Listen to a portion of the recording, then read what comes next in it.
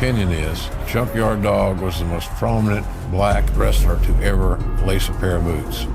Overcoming incredible odds, a young black wrestler rose from humble beginnings to become a generational superstar, achieving unimaginable heights in a sport dominated by white performers.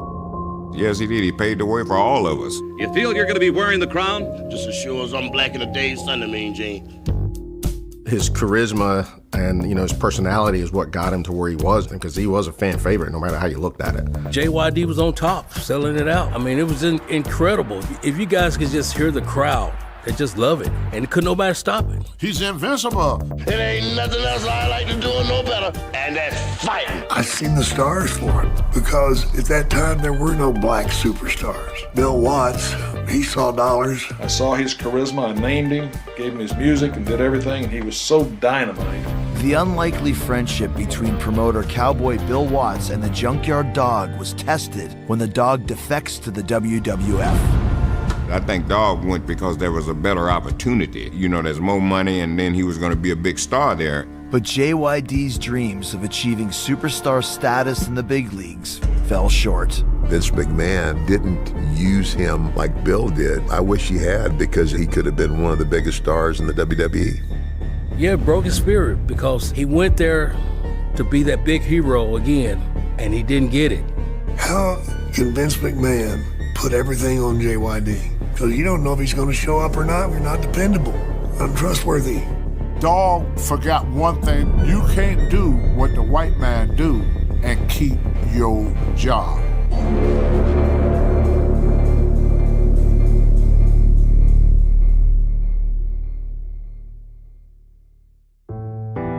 When you trying to become a star and on your way to stardom, you can fail at a lot of things, but to be successful as a wrestler, you have to put the time in. You have to become known by the fans. You have to be able to sell your product. You have to be able to have some dialogue. But Junkyard Dog came to Mid-South. He had dialogue, he had style, he had physical attributes. And these things turn into box office. These things turn into money. Sylvester Ritter was probably the greatest star to come through the state of Louisiana as they ever had in terms of wrestling. He represents the people. They all love him. Dog had a great following. He was universally loved. That gleam in his eye, his little smile that he had was infectious. Man, he just got over. The people in Louisiana loved him. And, he'd get to the ring, and he'd grab that top rope and lean back and shake his legs and his butt, and the people would just go wild. I'm lacing up the boots, and the whole building's going, "Who that? Who that? Who that gonna beat the dog? Who that? Boom, boom, boom. Who that?" I'm lacing up my boots going, "Holy smokes."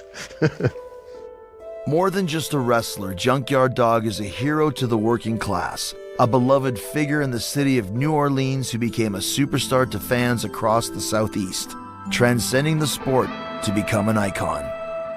A Junkyard Dog, brother. Nobody messes with a damn Junkyard Dog. I'm Jake the Snake Roberts, Hall of Famer, and I can still kick your butt. Mid-South, I am tired of you ripping me off and playing your stinking game with me. New Orleans was his town, man. And my God, if you were wrestling him, brother, you were scared to death. Because you didn't know if you were going to make it out of that ring and back to the dressing room. Police usually had to carry the guys out that wrestled Dog. Because if you parked your car in that parking lot, they would destroy it. Who that gonna beat that dog? Nobody, that's who. Before becoming one of the most popular wrestlers the South had ever seen, the Junkyard Dog was a rookie named Big Daddy Ritter, searching for his big break in Calgary, Alberta, Canada. Well, Dog tried to get into wrestling several times, so they're all short-term deals. He wasn't on everybody's most wanted list because then, he was black. And a lot of the white promoters, and they're all white, had a quota, seemingly unwritten, unstated, but it was there. And so if he didn't fit their quota, they already had a black baby face. I ain't gonna hire another one. It's sad to say, it's coarse, it's hurtful. I am Jim Ross, been in wrestling since 1974, and along the way I got to meet the Junkyard Dog and become friends. It's great to have you back, Junkyard Dog. JYD, when I first met him, seemed like he was always smiling. And his skill set was limited, but my God, the charisma and the love that he created with the fan base. But you can't coach charisma. Well, you either got it or you don't. Despite Ritter's charisma and size, only Bill Watts, the owner and promoter of Mid-South Wrestling, decides to take a chance on the young brawler. Cowboy was bigger than life. He was a disciplinarian. He was kind of like the head coach. You know, I never met Vince Lombardi, the famed football coach of the Packers that won multiple Super Bowls, but some of my older peers said that Watts was Vince Lombardi-like. My way or the highway. Here are the rules. There are not many of them. I expect you to adhere to them, and there's no negotiation. Bill Watts gave him the biggest break for a black man. Let me turn this off. Hey, this is the Birdman Coco Beware. Man, you know me flying all over the place in the wrestling business. The Birdman Coco Beware. I mean, wrestling is a white man's sport. JYD, he wasn't a wrestler at all. He couldn't put you in a leg lock or a chicken wing. He don't know nothing about all that. He was a street fighter. Bill Watts gave him a chance to draw some money, and you know what? He bust Louisiana wide open. Mid-South Sports was based on realism. So athleticism, realism, making it more easy to suspend your disbelief of the art form that is pro wrestling. Watts had a rule: if you go to a bar or you get in any kind of scuffle and you get your ass whipped, you're fired. The booker for Cowboy Bill Watts is Ernie Ladd. Ernie Ladd was a philosopher. He was 6'9" and 300 pounds. So Ernie was always looking for talent. Somebody along the way told Ernie that, hey, there's this black guy, big, muscular powerhouse, kind of guy you'd like, Ernie, that you ought to take a look at. So Ernie brought Dog in, and he had a rough start because Cowboy didn't know that Dog was not a great technical wrestler. He brought that big, fine, black specimen of a body down that aisle. Some young gals started screaming and hollering, and we would excite the crowd. He was so statuesque, and he looked great. Turn your head, you wouldn't forget him. Dog just clicked with the wrestling fan, so he knew how to connect with the audience. This is Mr. USA, WWE Hall of Famer, Tony Atlas. So all you boys in the Mid-South, get ready for yourself, because I got trouble here, and I got trouble there, and I got trouble coming your way to the Mid-South. We gon' boogie, baby. So I have to give credit for this to Cowboy Bill Watts. Bill Watts came up with ideas. Dog was a hell of a football player. He was a hell of a street fighter. He was a brawler. So what Bill Watts did was create matches that fit Dog style. Bill wanted Dog to do a few things really well. Clotheslines, thumps, body slams, tackles. And so those things, based on his football background, those things could be translated very easily into pro wrestling. Oh, power slam! To boost Junkyard Dog's star power, Bill Watts and Ernie Ladd know they need to find the perfect villain for JYD to face in the ring. Wait a minute! What's he doing? There's nothing that he couldn't do in the ring, you know, if he was in the ring with the right guy. I am Ted DiBiase. Towards the end of my career, I was known in the WWE as the $1 Million Man. Ted DiBiase! 1, 2, 3!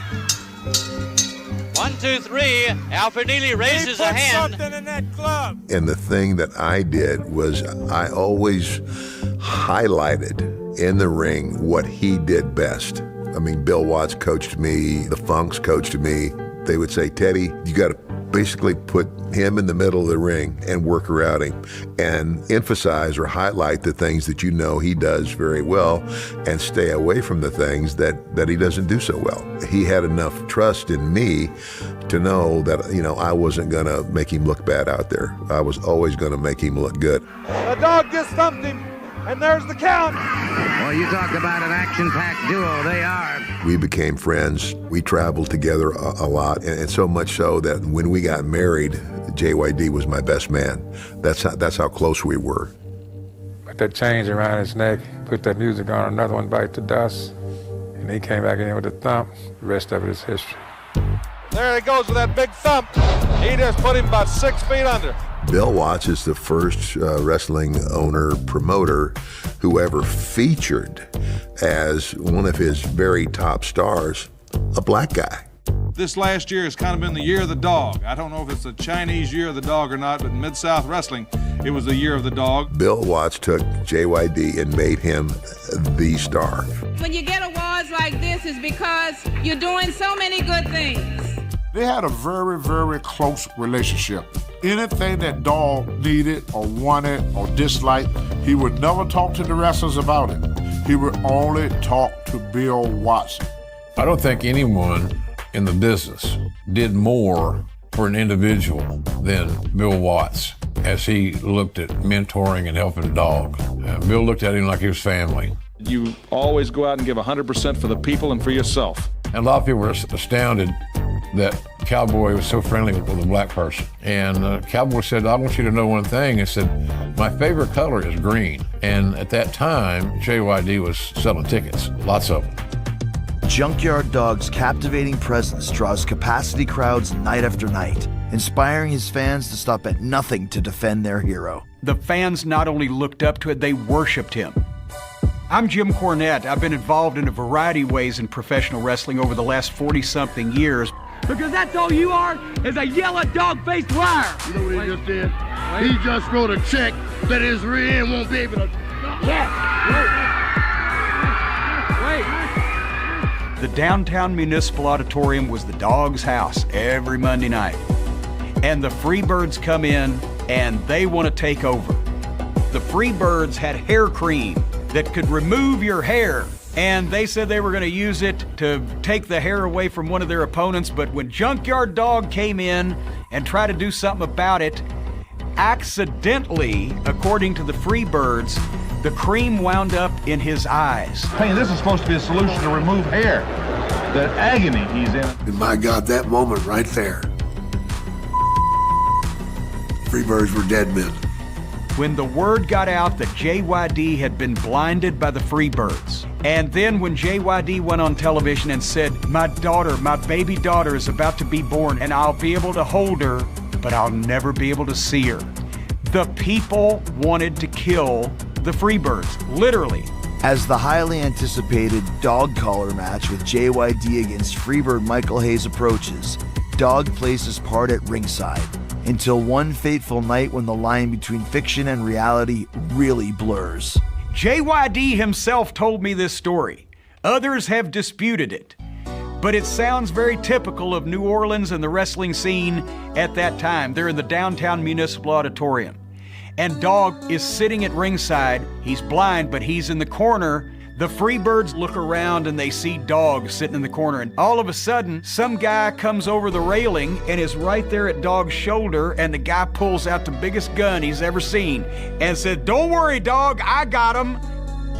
And for 2 seconds, Dog is conflicted. Do I grab this guy's gun and save their lives, but expose that I can see? Or do I sit here and let him shoot him? And while he was conflicted, the cops came over the rail and grabbed the guy and took him down. In our little world down there in the Mid-South, he became bigger than life.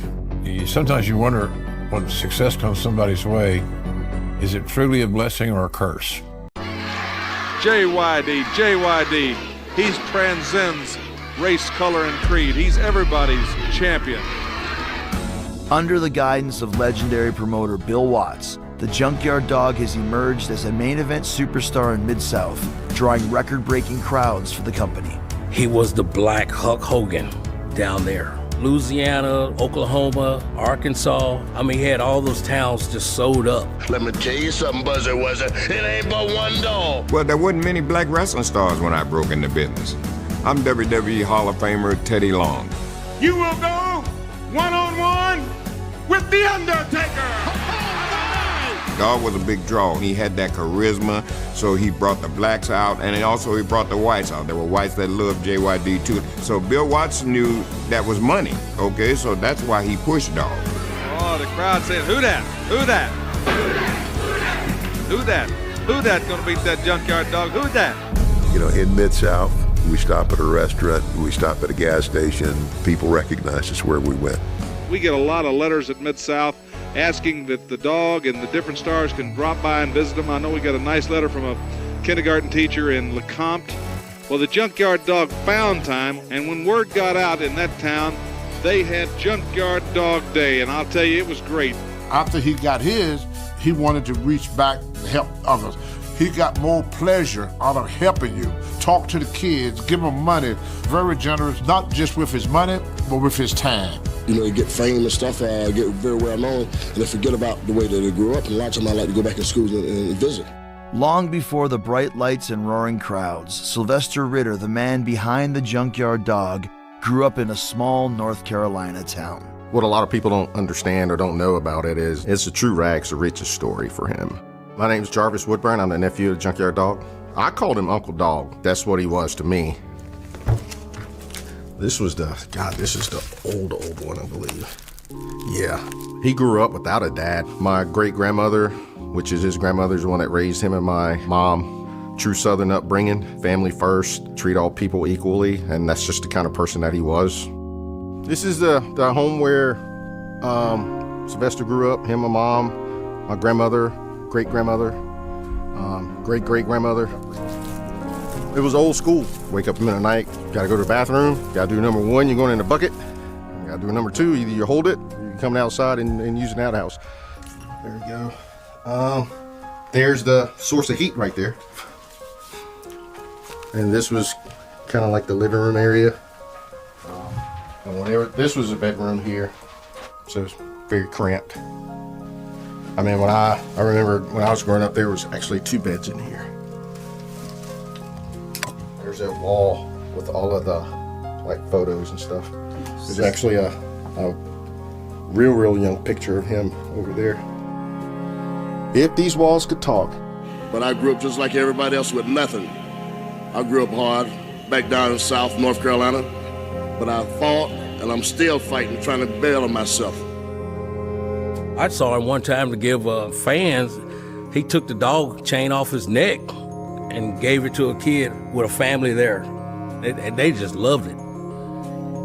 He still stayed humble. He wasn't a guy that you couldn't talk to. Dog never changed. He never changed. Dog, life on the road and the days and weeks away from home begin to take their toll. He would always try to come home around, especially the holidays when my mom cooks. But then after that, it's just kind of like just hanging out with the family for as long as they can before they gotta get back on the road. He had a daughter, LaToya. His daughter was with us since she was 2 going on 3 years old.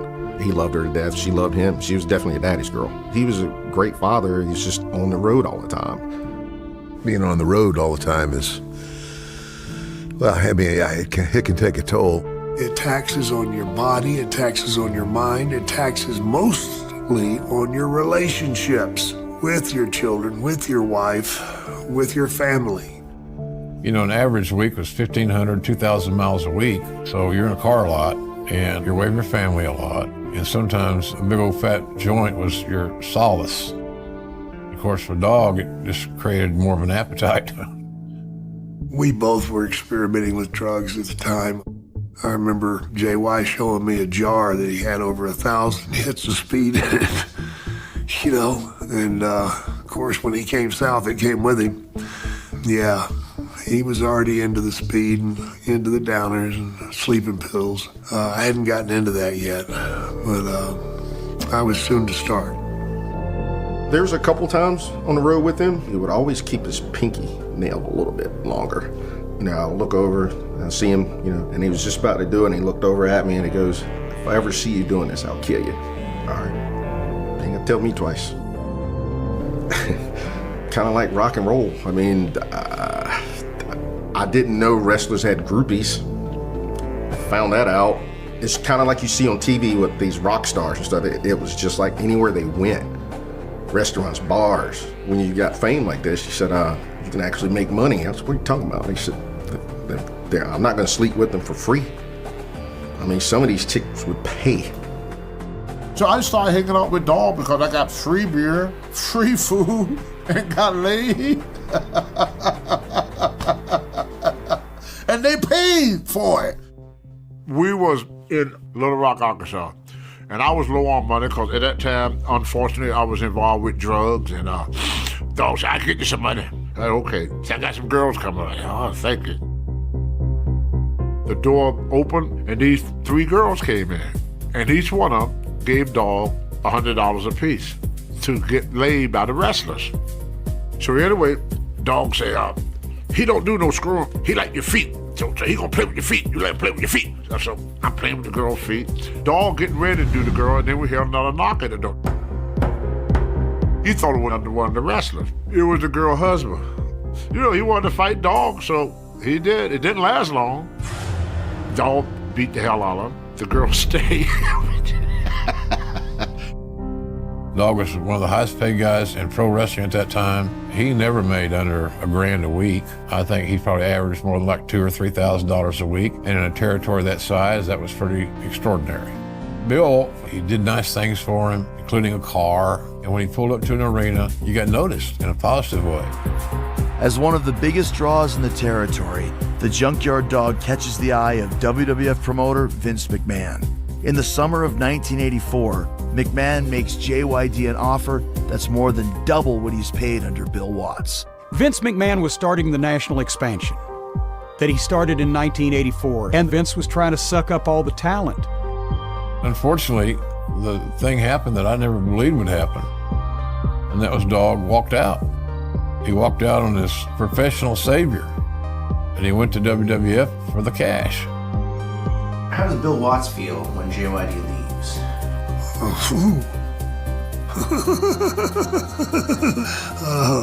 I'd love to have seen him when he got that phone call.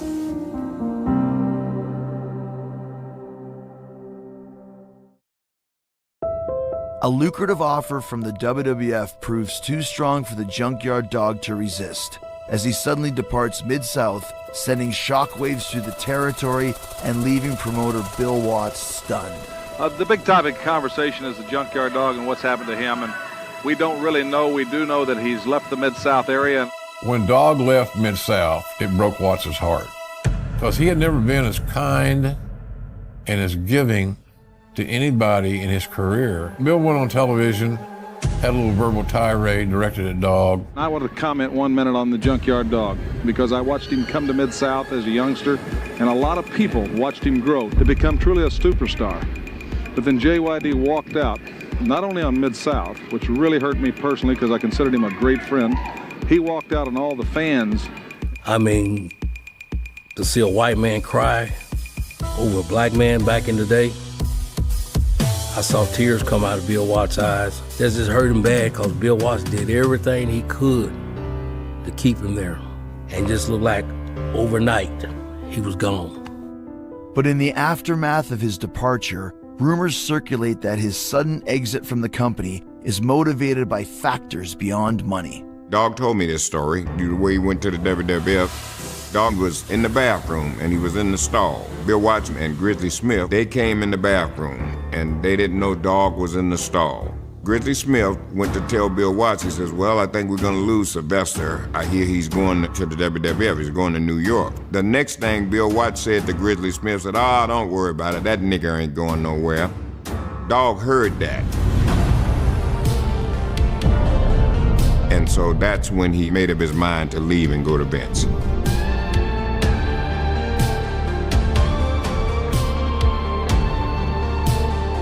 After the Junkyard Dog leaves Mid-South in the summer of 1984, Bill Watts begins a search for his replacement. Brother, it scared him to death that his territory was going to just collapse. So desperate that immediately he tried to slide in another black superstar. Bill made I think, a mistake in the sense that we started trying out every African-American wrestler that we could bring in. George Wells. You can't run this dog out. I'm here to stay, and I'm here to whoop a whole lot of behind. Brickhouse Brown. Brickhouse Brown! And Brickhouse is styling, Joe. They brought another guy in, called him the Snowman. I had the pleasure of wrestling him. Jake the Snake, he tried to take me out. These thunder cookers, he can't do nothing with it. Did not work. I want the sucker right down here in the middle of his brain right now. Butch Reed was a very good wrestler, but he wasn't a dog. He was a bodybuilder. He was too pretty, not that big, bad son of a bitch that people could identify with. And on and on. So no replacement for you? No, none. Forget about it. They were good guys. They tried, but replacing a legend? That's like hiring the next cowboy to replace John Wayne. How the hell are you going to do that? The fans of the WWF welcomed JYD with open arms and thunderous applause. This place has gone bananas! And he certainly has his legions of fans here by the thousands. And these fans are with him all the way. He is something. McMahon did a phenomenal job of marketing JYD when he hired him. I will give him that. You have become one of the most popular athletes in the World Wrestling Federation, perhaps in the most shortest length of time than anyone ever to enter the ring. You know, I've been very fortunate. A lot of help come from just understanding people and getting along with people and, make no difference what race or color is. Financially, it was the best move Dog ever made. He told me one time he was making 6 figures a quarter on his action figure. That's the 3rd time my junkyard's been burgled this month. There's only one way to protect this place, amigo. You've got to get yourself a junkyard dog. I thought that was cool, seeing the cartoons on Saturday mornings, his action figure, the music video, all that stuff. That was pretty cool as a kid to see. What was his tune on the album? Grab Them Cakes. They couldn't sing for shit, though. It's hard to start. You just go for your partners. You know what? And then you GRABTAGCAKES. Grab them cakes. And his dreams were all being fulfilled. He was making money. He was doing it, man. He was doing it. Junkyard Dog and World's Heavyweight Champion, Hulk Hogan. Longevity-wise, it's hard to stick around. Extremely competitive business. Everybody wants Hogan's spot, the spot below that. A lot of hungry guys, and hard to stick around. As the Junkyard Dog joins a WWF roster packed with some of the biggest names in wrestling, his magnetic presence can only carry him so far. Despite his best efforts, he fails to recapture the towering heights of his glory days in Mid-South. I don't think the industry was ready to go that route. How can I say it? With a black wrestler. That's just my opinion. I really believe that JYD thought that Vince McMahon was gonna push him the same way as Bill Watts. And it didn't happen. He figured, well, I done let Louisiana down. I done let my family down. I done let Bill Watts down. He was just heartbreaking.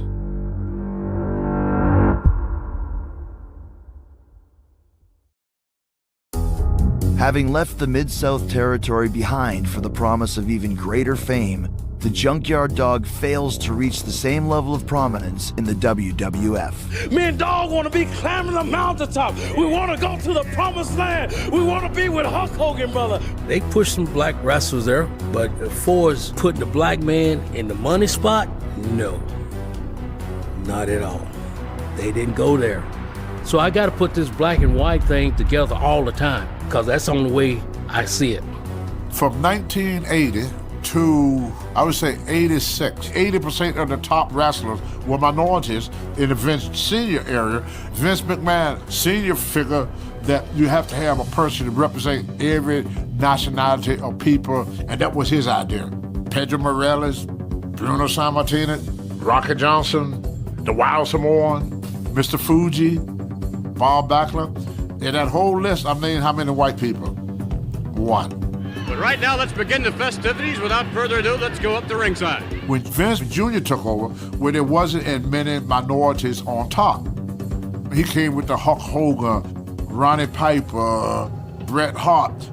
Well, he had a pecking order for Dog. He needed a black wrestler, but that he had to push the Caucasian wrestler. It's not racism. It was a business decision. He wanted to get the white fans to come more. Vince McMahon didn't use him like Bill did. I wish he had, because if he'd have opened that door, I think he could have been one of the biggest stars in the WWE. Do I think it affected him? Absolutely. And I think that was when the drugs got really bad. Dog started off with pot, and that led to cocaine. He just smoked it. Yeah, y'all call it crack now. Once he got into the coke, and the coke took him, he had to have it every day. JYD, he didn't care where he was at, he'd just pull it out and do it. On airplanes and everything, man. He got me in trouble one time. They were doing a TNT thing that Vince used to do. He said, I want you to make sure he get there. They got a Lear jet for him, the nice jet. So when Dog landed, they got the guy with the limousine to pick us up at the airport. Dogs had a limousine job to go in the ghettos to get some dope. So they driving around, dog, we gotta get to the building, dog. He found somebody selling him his dope.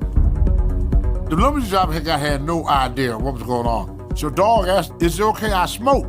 The limousine driver, he thought it means cigarette. The dog said, yeah. He take out his crack pipe and started smoking crack and go, I'm gonna sit limousine driver like this. He don't know what the hell to do. We had a good dog there, but we late, which means I missed my match. Dog forgot one thing that Thunderbolt Palliser tried to teach all of us black wrestlers. Thunderbolt used to always say, you can't do what the white man do and keep your job. By the late 1980s, the junkyard dog is consumed by a devastating drug addiction, and its consequences are felt far beyond the squared circle. He didn't look good. He would talk, but he wasn't that cheerful dog that we knew. He just wasn't the same person. He didn't care what happened. He didn't care at all. I mean, he just... Oh my God, yeah, he was out of control. I remember him sitting there in Madison Square Garden and loading a pipe up and hitting it right in front of everybody. JY, what are you doing, man? He goes, they don't even know what they don't even know what it is. You know, he was just burnt. Oh yeah, the dog came out of his hiding place, started to begin to move up and down that ladder once again. And like I said time and time again, every dog needs a bone to chew on. Of course, he had a drug problem. Everybody was taking drugs back then. I can't throw no stones. A to Z. I just never had that addictive type personality. But dog, he struggled with that. He sank into it. It was more and more, and you know, there was no talking him out of it. Why is he let go from the WWF? No shows, the way I understood it. Vince didn't care what you did, because drugs help you to go. But you miss shows, you scare them when you do that. I didn't have no idea that he was leaving or anything like that. And that's the way the wrestling business, it was like that. They didn't give you 2 weeks notice, just tell you, hey, leave.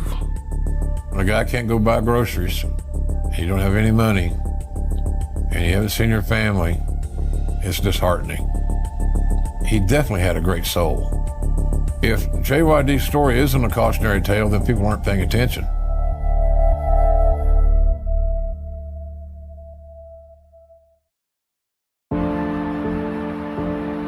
Fired from the WWF and struggling to make ends meet, JYD turns to the independent circuit, performing in small high school gyms for diminishing crowds. After hitting rock bottom, JYD's fortunes change with an offer to join World Championship Wrestling, where his old friend and mentor Bill Watts is now in charge. And Bill Watts came in and he knew that he could make his mark if he recaptured that black superstar. He was likable as hell. Everybody there was happy to try to resurrect him, shall we say. I knew that his days of working on the top were over. He didn't know that. It didn't seem like he wanted to admit it, but you ain't the same guy. And you look bloated. You're not JYD right now. And at some point, you hold out hope to somebody that you love and respect. Well, they'll see the light. But let me tell you something. As my daddy would say, they got to carry their share of the water. I get mad when I pull up stories about the first thing people say, drugs this, drugs that. You got a guy that came from nothing. They pulled him out of that environment, give him all this money, not making excuses, but yeah, he did drugs. I mean, everybody got demons. I'm pretty sure the last time I seen him was like 1995, and I came in and he was just mumbling. That was about it, man. And I went back to where he was sitting. They said, he's in the ring. I went out to watch. They were ringing the bell. It was over. It lasted about 2 minutes. That's all he gave him. And he came back, grabbed his money, and walked out the door. Didn't say bye, didn't say hi, didn't say nothing, man. And I know exactly where he was at. He was wanting to get outside so he could get high again. I've been there. I've been there. If he had his drug fix, he was perfectly happy to go into isolation until he needed the money. Then he'd work a show for some independent promoter for the cash. You see, the pain that you get from the cocaine is because you look in the mirror every now and then, a moment of clarity, and you'll look at yourself and you'll see just how far down you've gone. That's painful. And it's also shameful. And those two things, man, will kill you. In just over a decade, JYD goes from headlining the Superdome to working a part-time job at a local Walmart. Dog is used to being treated a certain way for a long period of time, from his football career to his wrestling career. And then all of a sudden, all that is taken away from him. So you have to get used to being treated like shit, pretty much. When I hit that spot, I tried to commit suicide. I was homeless for a year and a half. I slept in the park. Didn't shower or bathe or brush my teeth or comb my hair for a year and a half. That right before Soft December. So Dog was going through the same thing. He didn't save his money. Dog was very careless with money. He was making $8,000, $10,000 a week. It just came so easy to him. And all of us felt the same way, not just Dog, that it would never end. We figured this would never end. That we always gonna be making money. We always gonna be big stars. This would never end. So the phone rings one day and I get a call from JYD. I hadn't talked to him in quite a while, and he knows by now that, you know, I've had this change in my life and that I'm out not only doing school assemblies, but I'm speaking in churches. If you're a wrestling fan, you may have remembered the $1 Million Man. How many in this room would say you remember that guy? Yeah! And he says, I want you to encourage those kids you're talking to not to do what I did. And I was just like, wow, I did what he asked me to do. That sin, that one that goes away for a week or a month and then it rears its ugly head and it's back. Or maybe even worse, it's there every day. Drugs, alcohol, addiction. Here's a guy who was the biggest name and succumbed to drugs. And of course, that was probably one of the last conversations we had. The last time he came home was for his daughter's graduation. He was coming from Mississippi.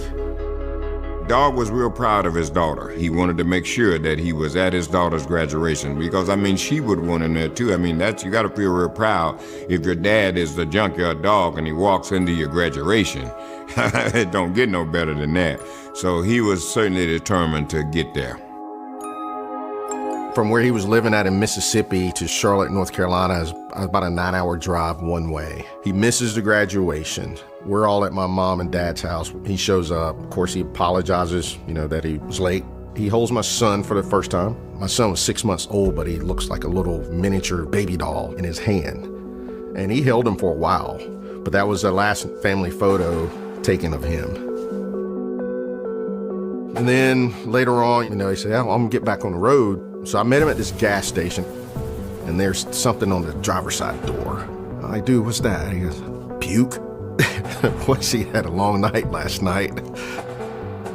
So I didn't think nothing else about it. And I said, you gonna drive all the way back home? You're not gonna pull over to sleep or anything? So, nah, I'm just gonna go ahead and drive on, you know, make it straight home. I didn't know that was gonna be the last conversation I had with him, though.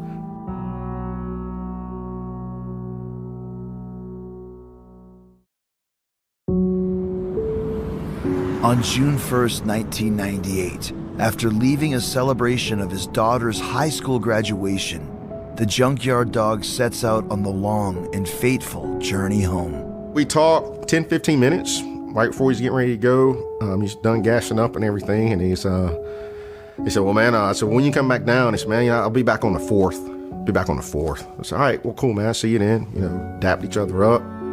He gets in the car and he drives away. I go home. The next day, I get the call at work, and it's my mom, and she's, you know, very upset, and she said, Sylvester got killed last night. I was like, wait, what? And she rambled something, and I could barely make it out. I just heard car, he got killed, and she hangs up the phone.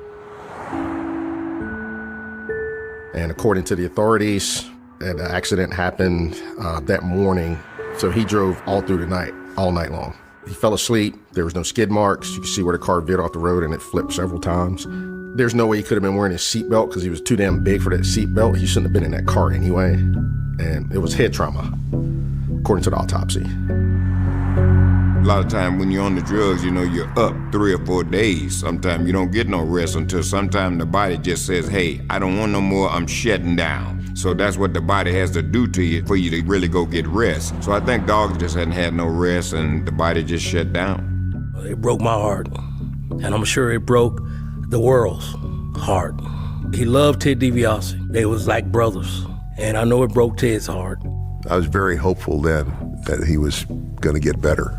The next thing I know, he's had a car wreck. How did you learn about his passing? I got a phone call when he had the car wreck. To tell you the truth, I was happy for him. Because I was still caught in the trenches. And I knew that he had escaped. I knew that the pain was over. I started crying because I realized I never got to tell him how much I loved him.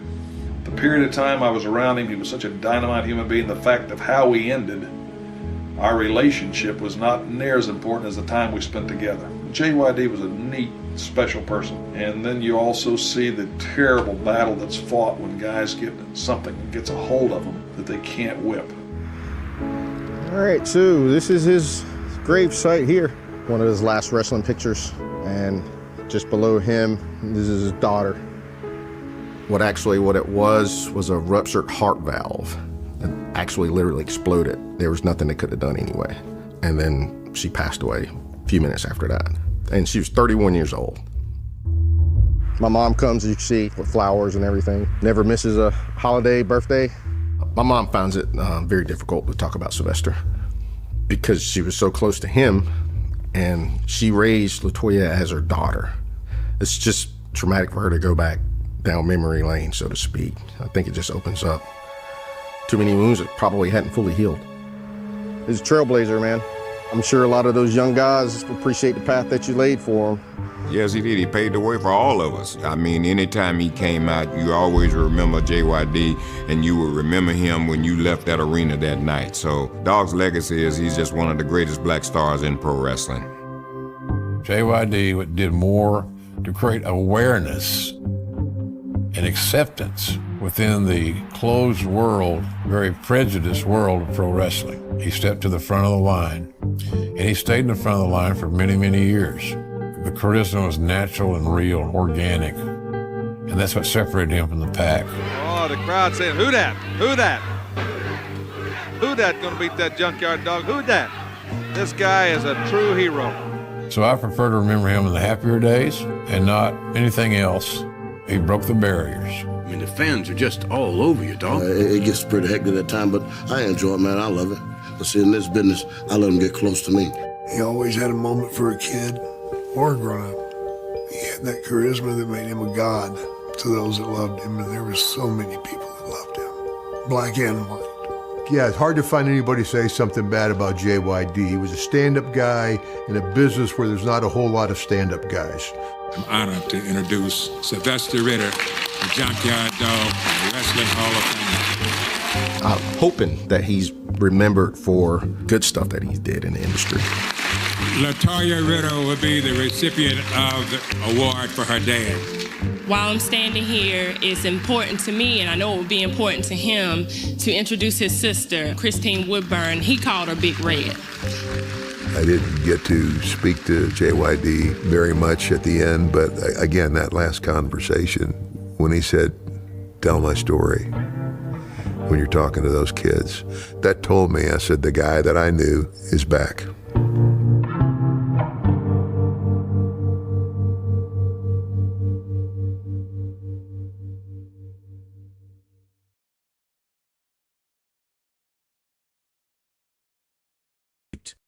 Furthermore, two seasoned detectives, the manner in which Angela communicated her story raised significant and deeply unsettling concerns, beyond the factual inconsistencies. And two seasoned detectives, the way Angela tells the story, is another cause for concern. Angela was not forthcoming with a lot of details. Her answers often felt guarded, evasive, lacking the natural flow and detail one might expect from a genuine victim recounting trauma. There was a notable absence of the spontaneous outpouring of fragmented memories and raw emotion that often characterizes truthful accounts of such profound distress. When she started becoming super defensive and then shut down the interview herself, that told me something was definitely wrong with this picture. This abrupt termination of the interview, initiated by Angela herself, acted as a definitive professional alarm bell. Her defensiveness, her reticence, her ultimate act of shutting down the conversation, were not the signs of a traumatized victim struggling to articulate horrific events, but rather the classic indicators of someone attempting to conceal the truth, to manage a narrative that was rapidly crumbling under scrutiny. The meticulous work of investigation, guided by keen observation and logical deduction, had undeniably moved Angela Sanford from the precarious position of a potential victim to the undeniable status of a prime suspect, signaling an unsettling discovery waiting just beyond the horizon. The real reason for Angela and Joel's wilderness trip, cloaked in fabricated rituals and deceptive intent, was now teetering on the precipice of full revelation. The very air seemed charged with an unspoken malevolence, hinting at secrets far darker than any initial report could convey. The final piece of the puzzle that Angela Sanford unwittingly provided, even if in her mind it was merely a misdirection, detonated an explosive wave of suspicion among the investigative team. The incongruity was so profound, so jarring, that it sent a cold shiver down the spines of even the most hardened detectives. All kinds of bells went off at that point. This was the moment of chilling clarity, where all the subtle dissonances and glaring contradictions in Angela's narrative converged into a single, terrifying truth. Why would she list them as sacrifice unless that was her actual intent? The question hung in the air, rhetorical and self-answering. After their deeply troubling, and ultimately aborted, interview with Angela Sanford, investigators were no longer merely questioning the veracity of her story. They were systematically dismantling it, piece by agonizing piece. A profound sense of doubt had permeated the entire team, leading them to fundamentally re-evaluate every aspect of her wilderness trip with Joel Levi. Their caution, initially driven by a professional commitment to victim empathy, now manifested as a meticulous pursuit of unvarnished truth, but they want to tread carefully. This ongoing carefulness underscored the ethical imperative, even when confronted with profound suspicion, to ensure justice was blind and evident. The journey towards truth began, decisively, with an exhaustive analysis of her sexual assault examination. The objective medical and forensic findings provided a crucial, unimpeachable counter-narrative to Angela's harrowing claims. Through that examination, they did not find evidence that there was sexual intercourse, and they did not find anything that they believed would be consistent with sexual violence. This was a foundational blow to her entire defense. The absence of specific physical indicators was not merely a lack of confirmation. It was a strong, active disconfirmation of her account. No evidence of defensive marks, bruising, or scrapes of anything other than some abrasions, mild abrasions on her knees. The common, painful hallmarks of a violent struggle or rope burns she claimed from the attempted binding. The deep bruises from a forceful assault were simply not present. There was nothing. No rope burns, no semen, no anything that would corroborate any beliefs that she had been sexually assaulted. The persona of the criminal psychology analyst might reflect on how often perpetrators, when fabricating a story, miss the subtle yet crucial physical details that would lend it authenticity. Angela's story, stripped bare by forensic science, proved utterly unsustainable. For Joel Lava's family, who had weathered the initial, horrifying accusations against their loved one, the findings of the examination were profound. To hear those allegations against my father that he could have committed something like that, I didn't believe it. Their steadfast belief in Joel's character, his inherent goodness, had remained unshaken, even in the face of widespread speculation. I was like, there's no way. That's not who he was. The forensic results unequivocally supported their conviction. The fact that there was not only no evidence of an actual rape, but no real evidence of an attempted rape, that obviously is a problem for Miss Sanford's story. The prosecutor, ever pragmatic, recognized this as the Achilles heel of Angela's carefully constructed. The autopsy conducted on Joel Lava served as another damning piece of evidence, further disputing Angela's claims and vividly illustrating the sheer brutality of his death. She had said that she had stabbed him about 3 times and then run away. Her attempt to minimize her actions, to present a narrative of proportionate, defensive force, was exposed as a grotesque lie, and he was stabbed well over 20 times. The cold, hard fact of 20-plus stab wounds screamed a truth far darker than some. This was not a panicked flailing for survival. It was a sustained, ferocious assault, imbued with a deeply personal that many stab wounds indicated it was personal. It wasn't defensive in my experience. This assessment by an experienced investigator underscored the profound difference between an act of self-preservation and an act of calculated, excessive violence. The overkill itself was a chilling signature of something pathological, something driven by an intense emotional charge beyond the scope of a mere struggle. When Joel's loved ones were confronted with the excruciating details of his death, their grief was amplified by a fresh wave of disbelief and anguish regarding the character, assassination inherent in Angela's lies. When Joel's loved ones are informed of the circumstances of his death, they find it even harder to believe. The conflicting narratives created an unbearable burden of emotional and psychological confusion. We had so many questions, and we shouldn't have any answers. A very, very emotional time. The struggle to reconcile the man they knew with the allegations against him was agonizing. Hearing those stories come out and reading about those stories, it was not him. Their profound conviction in his innocence, particularly regarding the fantastical Wiccan ceremony, was unwavering. The family made it very, very clear that there's no way that he would have gone to practice this Wiccan. Joe LeVar was a man anchored in his faith. He was a practicing Catholic who was very committed to his faith. The very notion of him participating in such a ritual was an absurdity, a profound insult to his spiritual life. Hearing the word wicked, that was a shock. I remember them asking something about if he practiced it, anything like that. Obviously, he didn't. The swift and resolute denial from his family highlighted the fundamental truth of his deeply ingrained religious beliefs. He was very well loved by his family. He was married, a large family. He was a very religious man. These were not empty declarations. They were descriptions of a man whose life was a testament to his values, utterly incompatible with Angela's grotesque portrayal. The family continued to insist, with fervent certainty, that Joel would never harm another human being, least of all commit an act of sexual assault. The family insists Joel would never harm another person, let alone commit sexual assault. I first heard that she was claiming that he raped her. This accusation, deeply offensive and fundamentally untrue, wounded them profoundly. My father, very open, very friendly, very giving. His very essence, his lived practice of kindness and respect, defied such a heinous charge. My dad always told us every letter comes on a woman. I know he believed that. I know he lived like that.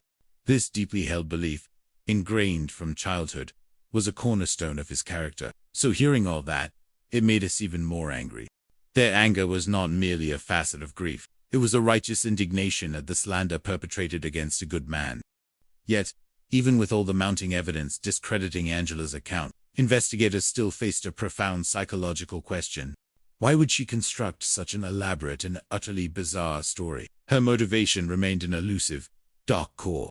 A meticulous background check into Angela Sanford's past began to shed alarming light on her behavioral pattern, offering fragmented pieces of a troubling personal history. Still, investigators questioned why Angela would make up such an elaborate and unusual account. A background check provides some alarming answers. The revelations revealed a disturbing pattern, an echo from her past. Angela Sanford, in 1999, had made an allegation of rape. This wasn't a singular, isolated event. She claimed that she went willingly with two guys to a motel. There they did some illegal drugs and she ended up being raped at gunpoint. The narrative shared striking similarities with her current account. Elements of rape, followed by an alleged sexual assault. However, her actions following that earlier allegation significantly undermined its credibility. But she didn't want to move forward in that case. It seems she didn't really have the response to the investigators that they were looking for. Her lack of cooperation, her apparent disinterest in pursuing justice for a horrific crime she described, was a profound red flag. She kind of skipped out on the scheduled interview time, and so the case was dropped. The persona of a criminal psychologist would note this consistent pattern, a claim of severe victimization followed by a withdrawal from the official process, leaving a trail of unanswered questions and unpursued justice. While acknowledging the profound challenges faced by victims, it takes a lot for people to come forward, victims, and disclose that they've been sexually assaulted. So it is possible that it was a legitimate complaint. The cumulative effect of these repeated patterns, especially in light of the current homicide, could not be ignored. It established a troubling propensity for manipulation and deception. To gain even deeper insight into Angela's recent history and her state of mind leading up to the tragic encounter, officers recognized the crucial importance of interviewing her current boyfriend. They secured his contact information and requested that he come to the station. His testimony, delivered with an initial defensive loyalty, eventually provided invaluable, unfiltered details that dramatically peeled back Angela's carefully constructed. To gain insight into Angela's history, officers obtained the contact information for her boyfriend and request that he come to the station for an interview. He confirmed her movements on the day of the crime. He stated that he did drop her off at the trailhead, and she had told him, "Come back in about an hour." This detail solidified the prearranged nature of Angela's presence at the secluded location. His subsequent attempts to contact her further elaborated on the timeline. So in about an hour he called. She didn't answer. He called again. Didn't answer. His mundane conclusion, so he assumed that she was ignoring him, or that she had just turned off the phone, belied the horrific events that were, at that very moment, unfolding. Crucially, however, Angela's boyfriend offered a devastating counter-narrative to her claims of spiritual practice. But according to Angela's boyfriend, the reason she gave for going on the trip is dubious at best. He told us that she was not a Wiccan, that she was a Wiccan wannabe. This single, stark phrase utterly shattered the spiritual pretext for the meeting, exposing it as a cynical, ill-conceived fabrication. Her Wiccan ceremony was merely a costume, poorly worn. The boyfriend's insights offered a glimpse into Angela's formative years and the complex psychological landscape that likely shaped her later behaviors. Miss Sanford was born and raised here in Albuquerque. She was born into a family where there was considerable dysfunction. The roots of her pathology were deeply embedded in a troubled upbringing, and she described her relationship with her father as one of fear and hatred. This early trauma, particularly the deep-seated emotional wounds from a difficult paternal relationship, provided a powerful psychological framework for understanding her later struggles and her gravitation towards power fantasies. At the tender age of 19, Angela had attempted to forge a new path, escaping her turbulent home environment by moving to Illinois with her then-boyfriend. At 19, Angela moved to Illinois with her boyfriend at the time, and they both were into the alternative religions, the occult and paganism. This period marked a deeper immersion into a world of esoteric beliefs and countercultural identities. She sort of began to lean more into the occult, which could possibly have just been a way to escape. For many, alternative spiritualities offer a sense of belonging, purpose, or control where traditional structures have failed them. However, Angela's engagement with these practices appeared less structured, more idiosyncratic, even dangerous. There wasn't solely pagan or solely Wiccan. She would go into the woods alone with books, candles, other things to do, rituals that she felt were, aligned into these beliefs. This was not a community-sanctioned practice. It was a solitary, self-guided journey into what she imagined to be the occult, dangerously unmoored from any guiding tradition or critical feedback. She was making her own kind of conglomerate of a religion. This self-styled spiritual path, of personal interpretations and dark fascinations, represented a psychological space where fantasy and reality could become perilously blurred.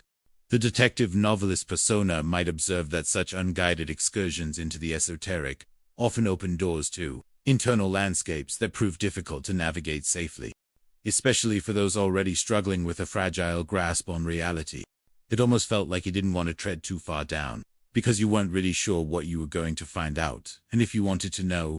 This visceral sense of foreboding captured the deeply unsettling nature of Angela's internal world, signaling a trajectory toward a profound unraveling. After that, I had my doubts about Angela's story. The accumulating weight of the boyfriend's testimony and the deeper understanding of her psychological profile transformed suspicion into an almost certain conviction that Angela Sanford harbored secrets far darker and more sinister than anyone had initially imagined. Investigators, armed with this increasingly disturbing portrait of Angela Sanford's complicated history and profound obsession with dark magic, were now able to piece together a coherent, albeit horrifying, psychological profile. Despite the overwhelming evidence of her deception, Angela's boyfriend initially attempted to shield her, clinging to the belief in her innocence. Despite her past, Angela's boyfriend says he doesn't believe she's capable of such a brutal crime. He defended Ms. Sanford vigorously that there is no way that she would have done this, that he completely supported her story. This staunch loyalty, however, underscored the persuasive nature of Angela's victim persona, even to those closest to her. Yet, the boyfriend's testimony served a critical function, becoming a crux piece that gave you an insight to who she was in the days leading up to this and what she's watching, what she's indulging in, and how that led to this very real situation. His insights painted a picture of a mind increasingly consumed by unsettling fascinations.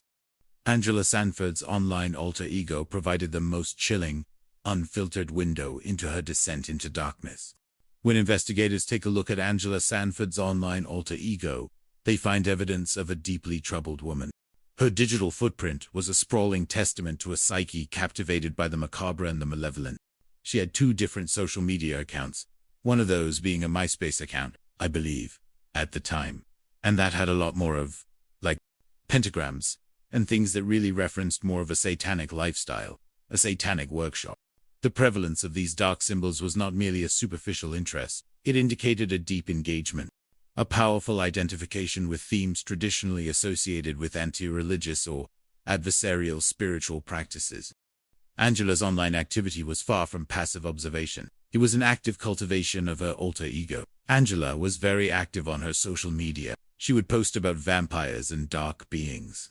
These gothic fascinations, while often harmless for many, took on a profoundly disturbing dimension in Angela's case. However, it was her morbid interest in real-world atrocities and the individuals who perpetrated them that truly alarmed investigators. She also was very interested in serial killers and the notoriety that they would gain from their crimes. This fascination transcended mere curiosity. It ventured into a dangerous psychological territory. The criminal psychology analyst in the persona might offer. Sometimes when you have somebody who really gets enthralled with serial killers, enthralled with the idea of murder, they start fantasizing about murder.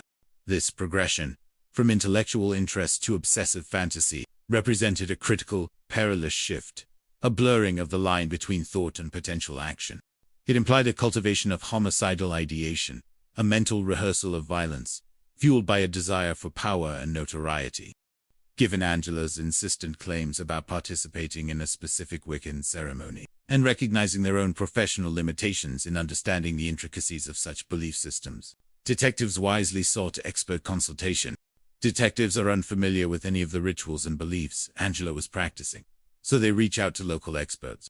This step underscored their commitment to separating genuine religious practice from individual pathological behavior. The feedback was unequivocal. I called the local covenant, and I ended up speaking to them, and they ended up telling me that Beltane usually occurs in May, not in March, when this incident occurred.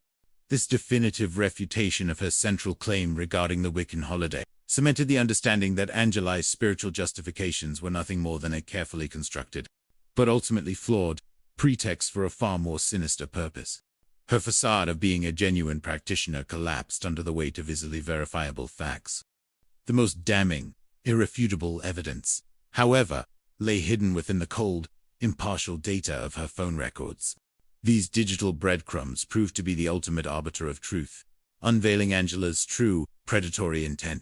Detectives subpoena Angela's phone records to see for themselves what Angela and Joel discussed. The dispassionate logs exposed her careful deception, revealing her as the instigator, not Joel. Angela says they meet at the casino, right? And kinda just spark up a conversation, agree to kinda meet again. She started to claim that he was the one who reached out. And it wasn't until the phone records came back that detectives realized, no, she called him. The records were unambiguous. Angela actively pursued Joel, orchestrating their meeting with a calculated design. She told him, I want to see you, and let's get together. This wasn't a random encounter or Joel's unsolicited overture. It was Angela's deliberate act of engagement. But the final, horrifying confirmation of her true intentions was enshrined in the digital nomenclature of her phone itself.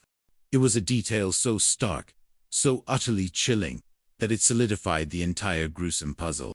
But it's clear the invitation had nothing to do with convincing Joel to convert. When I finally found his contact in her phone, she didn't list him as Joel Leva or just Joel.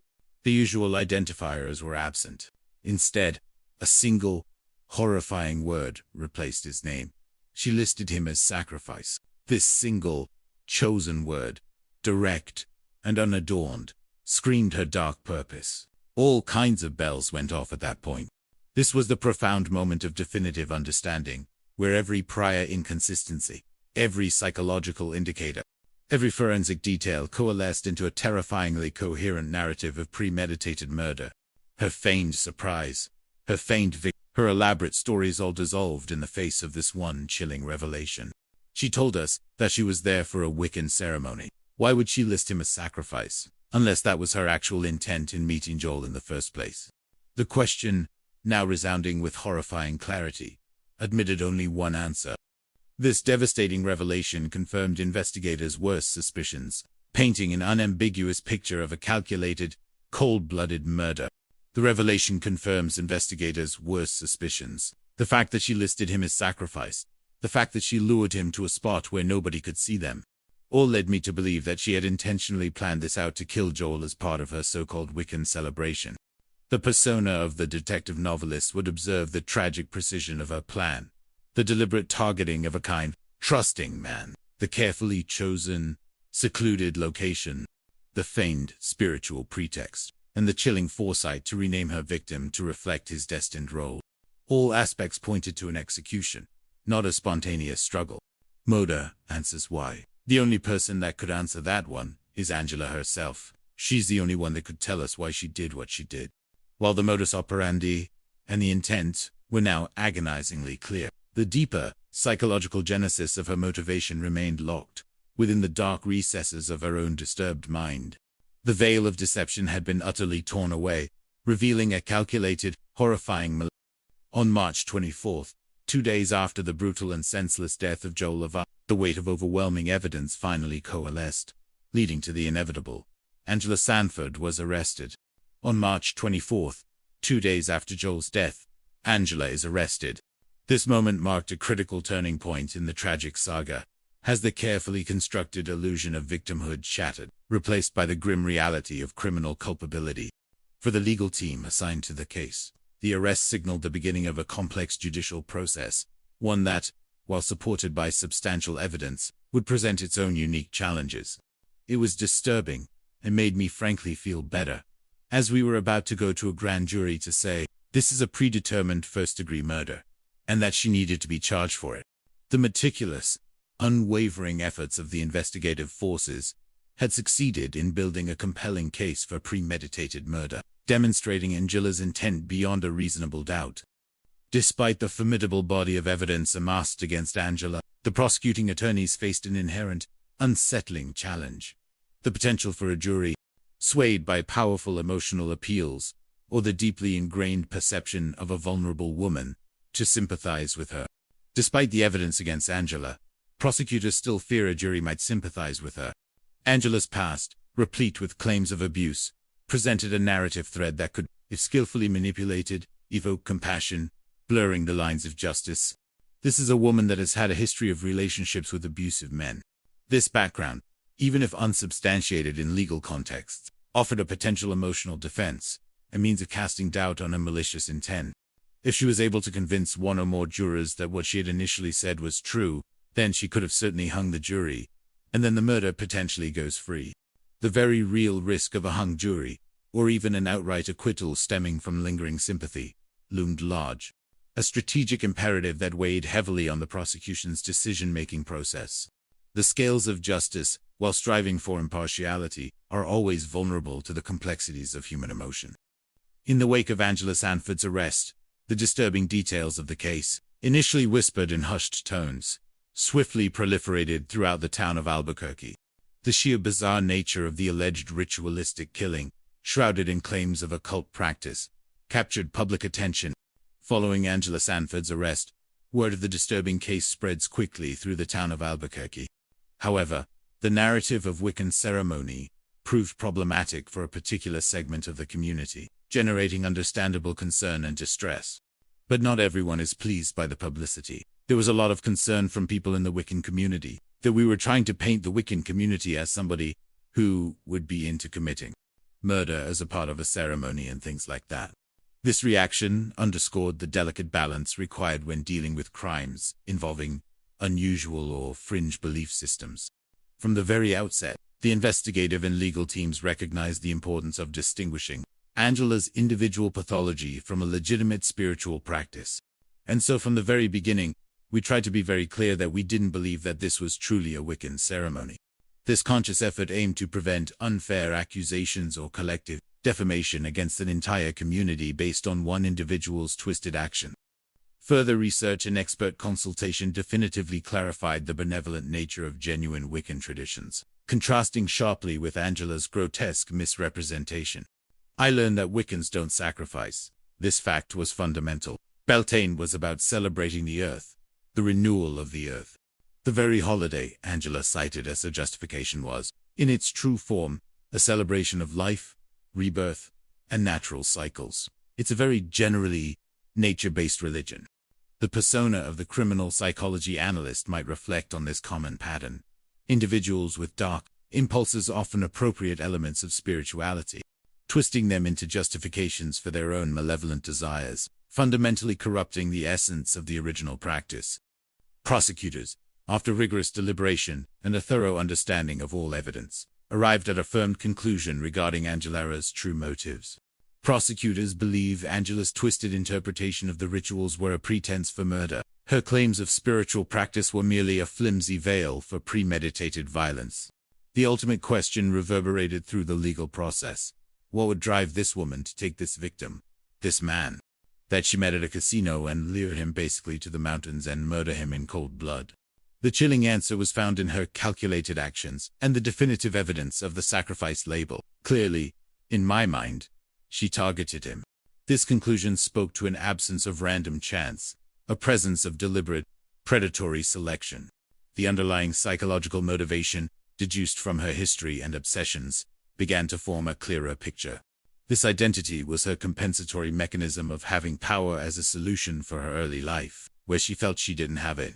Her immersion in the occult and her fascination with serial killers provided a distorted pathway to a sense of control and agency that she perceived as missing from her past, culminating in a horrific act of violence. Faced with the inherent unpredictability of a trial by jury, and desiring the certainty of conviction, the prosecution made a strategic decision. Jonathan told us, he wanted to do the plea deal, because you never know what can happen in a trial. Ultimately, we agreed to it. This pragmatic approach, while perhaps not satisfying the desire for the most severe penalty, ensured that Angela Sanford would be held accountable for her heinous crime. We decided to offer a second-degree murder that was aggravated. This plea carried with it a substantial prison sentence, a testament to the severity of the offense. We wanted the guarantee of the conviction. In the pursuit of justice, a certain conviction for a significant sentence is often preferable to the risk of an uncertain outcome. Angela accepted the plea deal, a quiet admission of her profound culpability.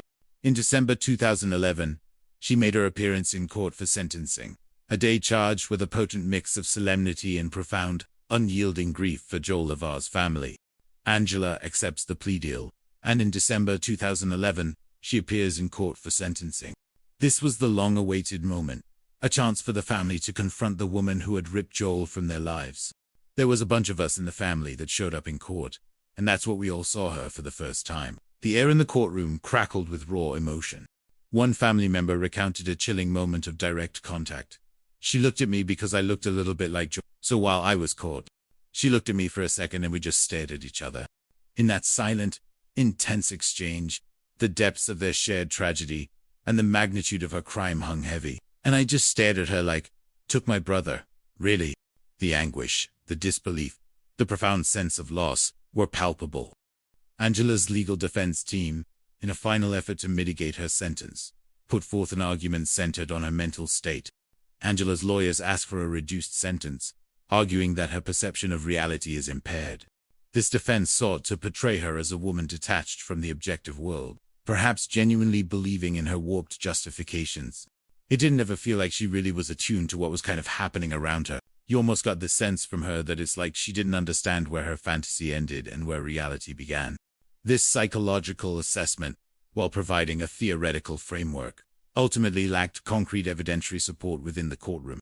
However, they are unable to produce any witnesses to support her. Without external corroboration, this defense carried limited weight. I don't remember anybody coming to speak on her behalf to try to convince the judge to give her a lesser sentence, and ultimately, he didn't. He gave her the maximum sentence he was allowed to. The judge's decision, reflective of the egregious nature of the crime and a cold premeditation involved, delivered a measure of justice commensurate with her admitted actions. In a final act of unsettling silence, Angela Sanford chose not to address the court, offering no verbal explanation for her horrific actions, no insight into the why that continued to plague the victim's family. She doesn't give a statement, Her silence underscored the profound psychological chasm between her distorted internal world and the objective reality of the courtroom. The information that we have is she felt like she had to sacrifice somebody, and regrettably, that person was Mr. Levy. This chilling conclusion, derived from the concrete evidence and her actions, remains the closest the justice system and the world would ever come to understanding the motive behind her unspeakable act. It speaks to a deep, dark conviction within her, however warped and terrifying. For Joel LaVar's family, who had endured immeasurable pain and suffering, the 20-year sentence, while a measure of accountability, could never fully balance the scales of justice for the life so cruelly taken. As a family, 20 years is not enough for what she did. What she admitted to doing should have been life in prison and never see the light of day again. Their profound grief and sense of injustice were raw and palpable, speaking to the irreplaceable loss they had suffered. The grotesque nature of the crime, the premeditated human sacrifice disguised as a ritual, left an indelible mark on all who encountered the case. This was somebody who had lured somebody to this location to complete a human sacrifice. The sheer depravity inherent in such an act transcended the ordinary understanding of criminality. I don't care how tough and crusty of an investigator you are, that's chilling to the bone. This sentiment, echoed by a seasoned professional, speaks to the visceral horror invoked by such calculated evil. The tragic passing of Joel LaVar remains a profound sorrow, a constant ache for his loved ones. I feel for the family of Mr. Leva. You know, they lost a good man. His absence created an irreparable void, a daily reminder of a life unjustly, brutally cut short. His family's words resonate with an enduring love and an unshakable sense of his lasting presence. I miss you, El. I miss you, bro. I know you'll never forget you. All that memories that I've cherished and I've achieved forever. The testament to his kindness, his friendship, his deep faith, lives on in the hearts of those who knew him. There's probably not a day that goes by I don't think of him. There's not a day that goes by I don't think about my dad. His memory is woven into the very fabric of their everyday lives, a comforting presence in moments both mundane and profound. You know, riding in my truck to work, the song comes on the radio and I know my dad loves this song and I just feel the sense that he's with me, even in their enduring grief. His spirit remains a source of comfort and strength, a testament to the enduring power of love in the face of unspeakable tragedy. The tragic case of Angela Sanford and Joel Leva stands as a potent, unsettling narrative for the professional criminal psychology analyst and detective novelist. A grim study in the fragility of the human mind and the dark paths it can sometimes tread. It is a chilling illustration of how a profound sense of personal dysfunction, particularly when exacerbated by unchecked obsessions and a perilous blurring of fantasy and reality, can tragically culminate in an act of calculated, unprovoked violence.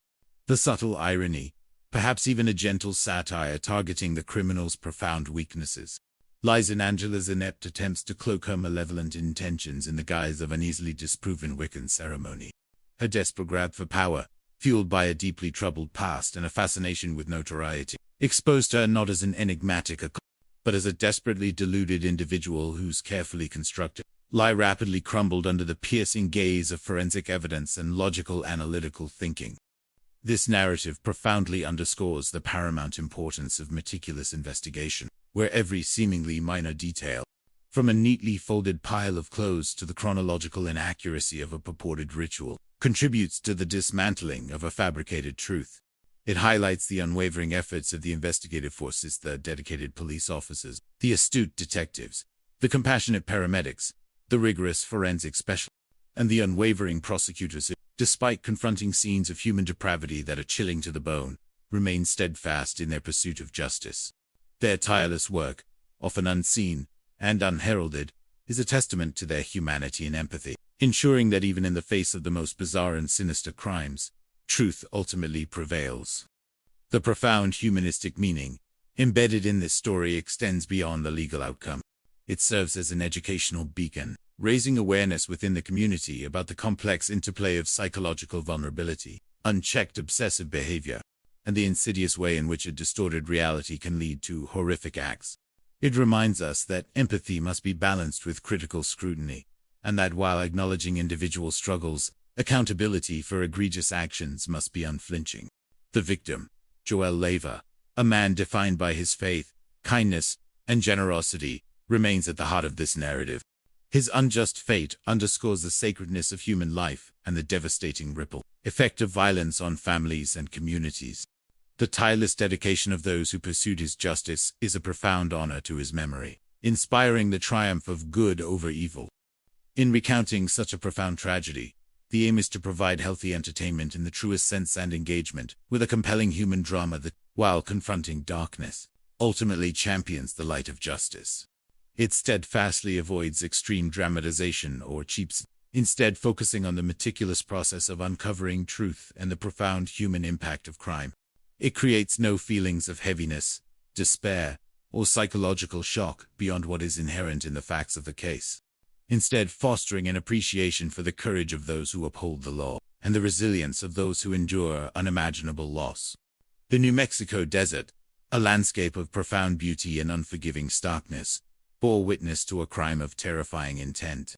But through the unwavering pursuit of truth, the silence of the desert was broken, and justice, clear and unequivocal, was finally delivered for Joel.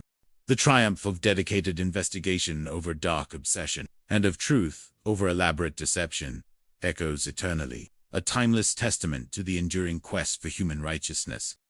The stark beauty of the New Mexico desert, particularly the foothills embracing Albuquerque, held a profound serenity on the 22nd of March, 2010. Spring was gently stirring, imbuing the air with a freshness that drew people out. Hikers, seeking the natural majesty and peace, frequented the Copper Trailhead, a beloved escape. Albuquerque itself stood as an exceptional desert oasis, a city framed by mountains, offering both urban comforts and wild, untamed landscapes. In this particular location, the rhythm of life often led many to these trails. A multitude of individuals would conclude their workday, transitioning from the demands of their professional lives to the calming embrace of nature, finding a restorative balance through exercise, quiet contemplation, and the simple pursuit of a moment of peace and solitude. Yet, on this specific day, as the sun began its languid descent, painting the sky in hues of orange and purple, the prevailing serenity was violently, unequivocally, shattered by a deeply disturbing discovery that would forever mar the tranquility of the place, and irrevocably alter the lives of many. A little before 6 o'clock in the evening, a time when shadows lengthen and the desert takes on a soft and ethereal quality, the peace was abruptly pierced by a scene of utter bewilderment and immediate horror. The initial report was fragmented, almost unbelievable in its raw detail, speaking to the profound shock of those who first encountered it. "She's just wearing her underwear in a paradox." This fragmented description painted a vivid, unsettling image of profound vulnerability and distress, indicating an individual in an acute state of disarray and potential trauma. The words, uttered with a frantic urgency, carried a chilling weight. She said that she had been raped. This accusation, stark and immediate, propelled the unfolding drama into the grim reality of a police emergency. The call reached law enforcement with utmost swiftness and an undeniable sense of urgency, signaling the severe nature of the incident. We get the call of a woman that is in the foothills that one of the witnesses came upon, and they immediately dispatch officers. The rapid deployment of personnel underscored the gravity of the situation, initiating a cascade of events that would strip away the desert's quiet fucade to reveal a hidden darkness. Before the cacophony of emergency sirens could fully break the pervasive hush of the approaching evening, before the uniformed presence of law enforcement could arrive, a profound act of human compassion had already taken place. Bystanders, driven by an inherent desire to help, had actively intervened, attempting to alleviate the woman's immediate distress and gathering her belongings. They have retrieved the woman's clothes from the scene of the crime, a detail that would later prove to be unexpectedly significant in the larger narrative. Police, responding with the methodical precision of trained professionals, quickly located the woman further along the winding, dusty trail, near a crude, makeshift encampment. She identified herself as Angela Sanford, a woman in her third decade of life, specifically 30 years old. The eyewitness accounts concerning her appearance provided a stark and distressing picture. The witnesses described that she had been wearing a bikini top, underwear, and socks and had blood. This scanty and disheveled attire, stained with what appeared to be blood, immediately underscored the brutal nature of her alleged ordeal, lending initial credence to her profound claims of victimization. Her immediate and unwavering assertion was deeply unsettling. She claimed that she had been raped and that the person was close by. In her agitated state, Angela was unable to furnish extensive or coherent details regarding the exact condition or precise location of her attacker. However, the accompanying witnesses, whose initial discovery had sparked this cascade of events, provided a crucial and alarming update. They reported that the male is laying unconscious up the trail. This information immediately broadened the scope of the police response, transforming a suspected sexual assault into a scenario involving an unresponsive individual, a potentially fatal escalation. The officers, prioritizing the immediate safety and well-being of Angela, first ensured that she was secure and under the care of medical professionals. After making sure Angela is safe, officers leave her to be treated by paramedics and begin searching the area. This measured, protocol-driven response exemplified the professional approach to managing a rapidly evolving and highly volatile scene, balancing immediate humanitarian needs with urgent investigative impact. One of the men who had been a witness, still reeling from the shocking encounter, provided critical directional guidance to the officers, indicating the precise location of the unresponsive male. He pointed out to where the person who did it was at, and it was up the trail, a distance. The short, strenuous ascent led officers to a discovery, would deepen the mystery and inject a profoundly unsettling element of peculiarity into the unfolding tragedy. There, in a secluded, rugged spot shielded by the natural contours of the land, officers found a male figure. His posture was eerily composed, almost ritualistic, contributing to the immediate sense of unease. Officers found a male laying kind of in the kneeling praying position almost, with his pants a little undone, and he was This strange, almost devotional position, coupled with the disarray of his clothing, defied any immediate, easy explanation. In adherence to strict law enforcement protocol concerning officer safety, a paramount concern in any potentially hostile or unpredictable environment, immediate measures were taken. Despite his unresponsive state, he was handcuffed. This standard procedure, intended to neutralize any potential threat before a full assessment, would later become a grim and ironic detail when the full truth of the situation came to light. With the immediate safety concerns addressed, officers carefully maneuvered the body, and then they rolled him over onto his back, and that's when they saw the stab wounds. The sight was shocking, visually confirming the horrific nature of the violence inflicted. He had stab wounds on his chest, and it looked like on his face and in his neck as well. The sheer number and distribution of these wounds already signaled a level of brutality that transcended a simple defensive action. Paramedics, whose expertise was initially sought for Angela, were now urgently Paramedics were called out to the scene, and they were the ones that actually pronounced him as deceased. Life had departed, leaving behind a chilling tableau of violence. A wallet, a mundane item of everyday life found on the deceased, provided his identity. He had a wallet on him, and we identified the deceased person that we had in custody as 50-year-old Joe Laver from Albuquerque. The name, at this initial juncture of the investigation, was merely a crucial data point, but it was the name of a man whose life story, a narrative of faith and profound kindness, stood in stark and ultimately tragic contrast to the circumstances of his brutal end. The gravity of the unfolding events rapidly escalated, necessitating the involvement of specialized expertise. Detectives and the assigned prosecutor are called to the puzzling scene. These individuals, seasoned by years of confronting human depravity and meticulously unraveling complex criminal enigmas, converged on the scene, each bringing their unique lens of experience to bear on the unfolding mystery. As soon as I arrived, one of the key detectives would later recount, the memory of that day's initial shock still palpable. One of the detectives told me that it was their understanding that a woman had stabbed a man who was trying to rape her. This initial understanding, derived directly from Angela Sanford's frantic claims, formed the foundational premise upon which the preliminary investigation was structured. The presumption, based on immediate survivor testimony, naturally leaned towards Angela as a victim. Myself and the detectives went up to the crime scene to do a walk. This methodical survey, a critical ritual of any homicide investigation, began the slow, deliberate process of scrutinizing every detail, seeking to reconcile the narrative with the cold, impartial reality of the physical environment.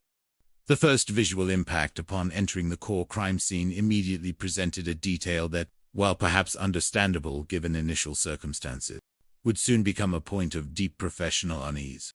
And the first thing you see, of course, is the decedent right there on the ground handcuffed behind his back. The image of a deceased individual, purportedly an aggressor, secured with handcuffs, introduced a peculiar incongruity. that subtly, but distinctly, gnawed at the developing narrative. Further details within the tableau added to the disc. There was a rope on the ground to the right. There was also a dagger on the ground. These objects, seemingly disparate elements, would ultimately become critical components in piecing together the true, horrifying sequence of events. In the periphery of this grim, unfolding drama, the rhythm of civilian life continued, albeit with a growing undercurrent of unease. In the area, there are some people who are just walking through doing their normal hiking. Their innocent presence underscored the jarring contrast between the ordinary serenity of the location and the extraordinary violence that had just transpired. There are a few witnesses who are standing around waiting to be talked to, including Miss Sanford. These initial eyewitnesses were paramount, holding fragile fragments of information from the immediate aftermath. Observations that were critical to capture before they could fade or become distorted by subsequent reflection. They kept the witnesses there at the scene and started interviewing them immediately. Time was of the essence, as raw, immediate impressions often hold the purest form of truth. However, to the discerning and highly experienced detectives, individuals whose careers had sharpened their intuition for incongruity into a finely tuned instrument, the crime scene stubbornly refused to align with the straightforward narrative initially presented. But to seasoned detectives, the crime scene simply doesn't add up. This professional consensus articulated a growing sense of skepticism, a subtle but persistent red flag. Her story was confusing. The whole thing was bizarre. These sentiments, widely shared among the investigative team, hinted at a deeper, more troubling reality lurking beneath the surface of Angela's distressed account. The core facts, initially, seemed to support her narrative. I have a woman that claims that she was raped. She has blood on her, and this man has been stabbed numerous times. However, it was the sheer scale and intensity of the violence, not simply the fact of it, that raised the most profound concerns. And there is what appears to be almost overkill that doesn't fit an act of self. This critical, analytical observation, central to the professional assessment, signaled a profound deviation from the expected. Acts of self-preservation, however brutal, rarely involve such sustained and overwhelming force. The excessive nature of Joel Lava's stab wounds spoke not of desperate survival, but of something far more visceral, far more personal, imbued with an intensity that bespoke malevolent intent rather than defensive desperation. What the hell is going on here? The rhetorical question, born of both professional bewilderment and a growing sense of profound foreboding, encapsulated the collective confusion and frustration. It marked the precise moment when the initial, seemingly clear-cut narrative of a distressed victim valiantly defending herself shattered, revealing a much darker, more and deeply unsettling tableau beneath the surface. The serenity of the desert oasis had not just been violated, it had been corrupted, transformed into a stage for a crime whose true horrific nature would require painstaking, relentless, investigative effort to fully unearth. The gentle stirrings of spring had given way to a chilling wind of suspicion. The grim, unforgiving reality of Joel Lava's death reached his family in the agonizing quiet of the early morning hours, shattering their peace with an indelible finality. Officers called my mother early in the A.M. that my father had passed. The words, delivered with a detached formality born of grim necessity. I remember just breaking down, falling to my knees. The raw, visceral outpouring of grief that erupted was a testament to the profound and enduring love for the man now irrevocably lost. We didn't even know what happened. This agonizing uncertainty, the lack of immediate context surrounding the sudden, brutal nature of his demise, compounded the family's sorrow, intertwining confusion and bewilderment into the very fabric of their profound mourning. For the Lava family, a man cherished for his warmth, his unwavering faith, and his boundless kindness, had been brutally extinguished, leaving behind a void that could never truly be filled. Joel Lava was born on June 13, 1957, in Espanola, New Mexico. His roots were deeply embedded in the arid, picturesque landscapes of his home state and in the rich, spiritual tapestry of his family. He was one of 3 brothers, raised in a household where profound religious faith was not merely a belief system, but the very cornerstone and rhythm of their daily existence. Faith has always been a big part of our family, his brother fondly recalled, painting a vivid picture of a life imbued with spiritual purpose and communal devotion. Their upbringing, while perhaps modest in material possessions, was immeasurably rich in moral fortitude, ethical principles, and shared family values. We didn't get to go out much. We were ministers' kids, pastors' kids. This lifestyle, steeped in fervent religious devotion and community service, instilled in Joel a strong ethical compass and an intrinsic sense of right and wrong that would faithfully guide his actions throughout his entire life. I had 2 older brothers, Joel, and my older brother, Amos. The sibling bond, nurtured in this environment of shared faith and mutual support, formed an early, enduring foundation of love and familial loyalty. Amos ended up going to Bible college. Joel was about to save time getting ready to go to the military.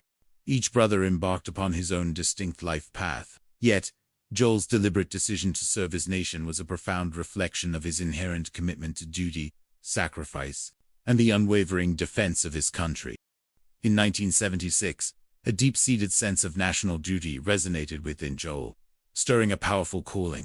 My father felt like he had a call in the service country, so he decided to join the Marine Corps. The United States Marine Corps, renowned for its rigorous discipline, its demanding physical and mental training, and its unwavering ethos of honor, courage, and commitment, proved to be a natural and fitting choice for a young man of Joel's principled character and inherent strength. He was enlisted, and he was in there for 4 years.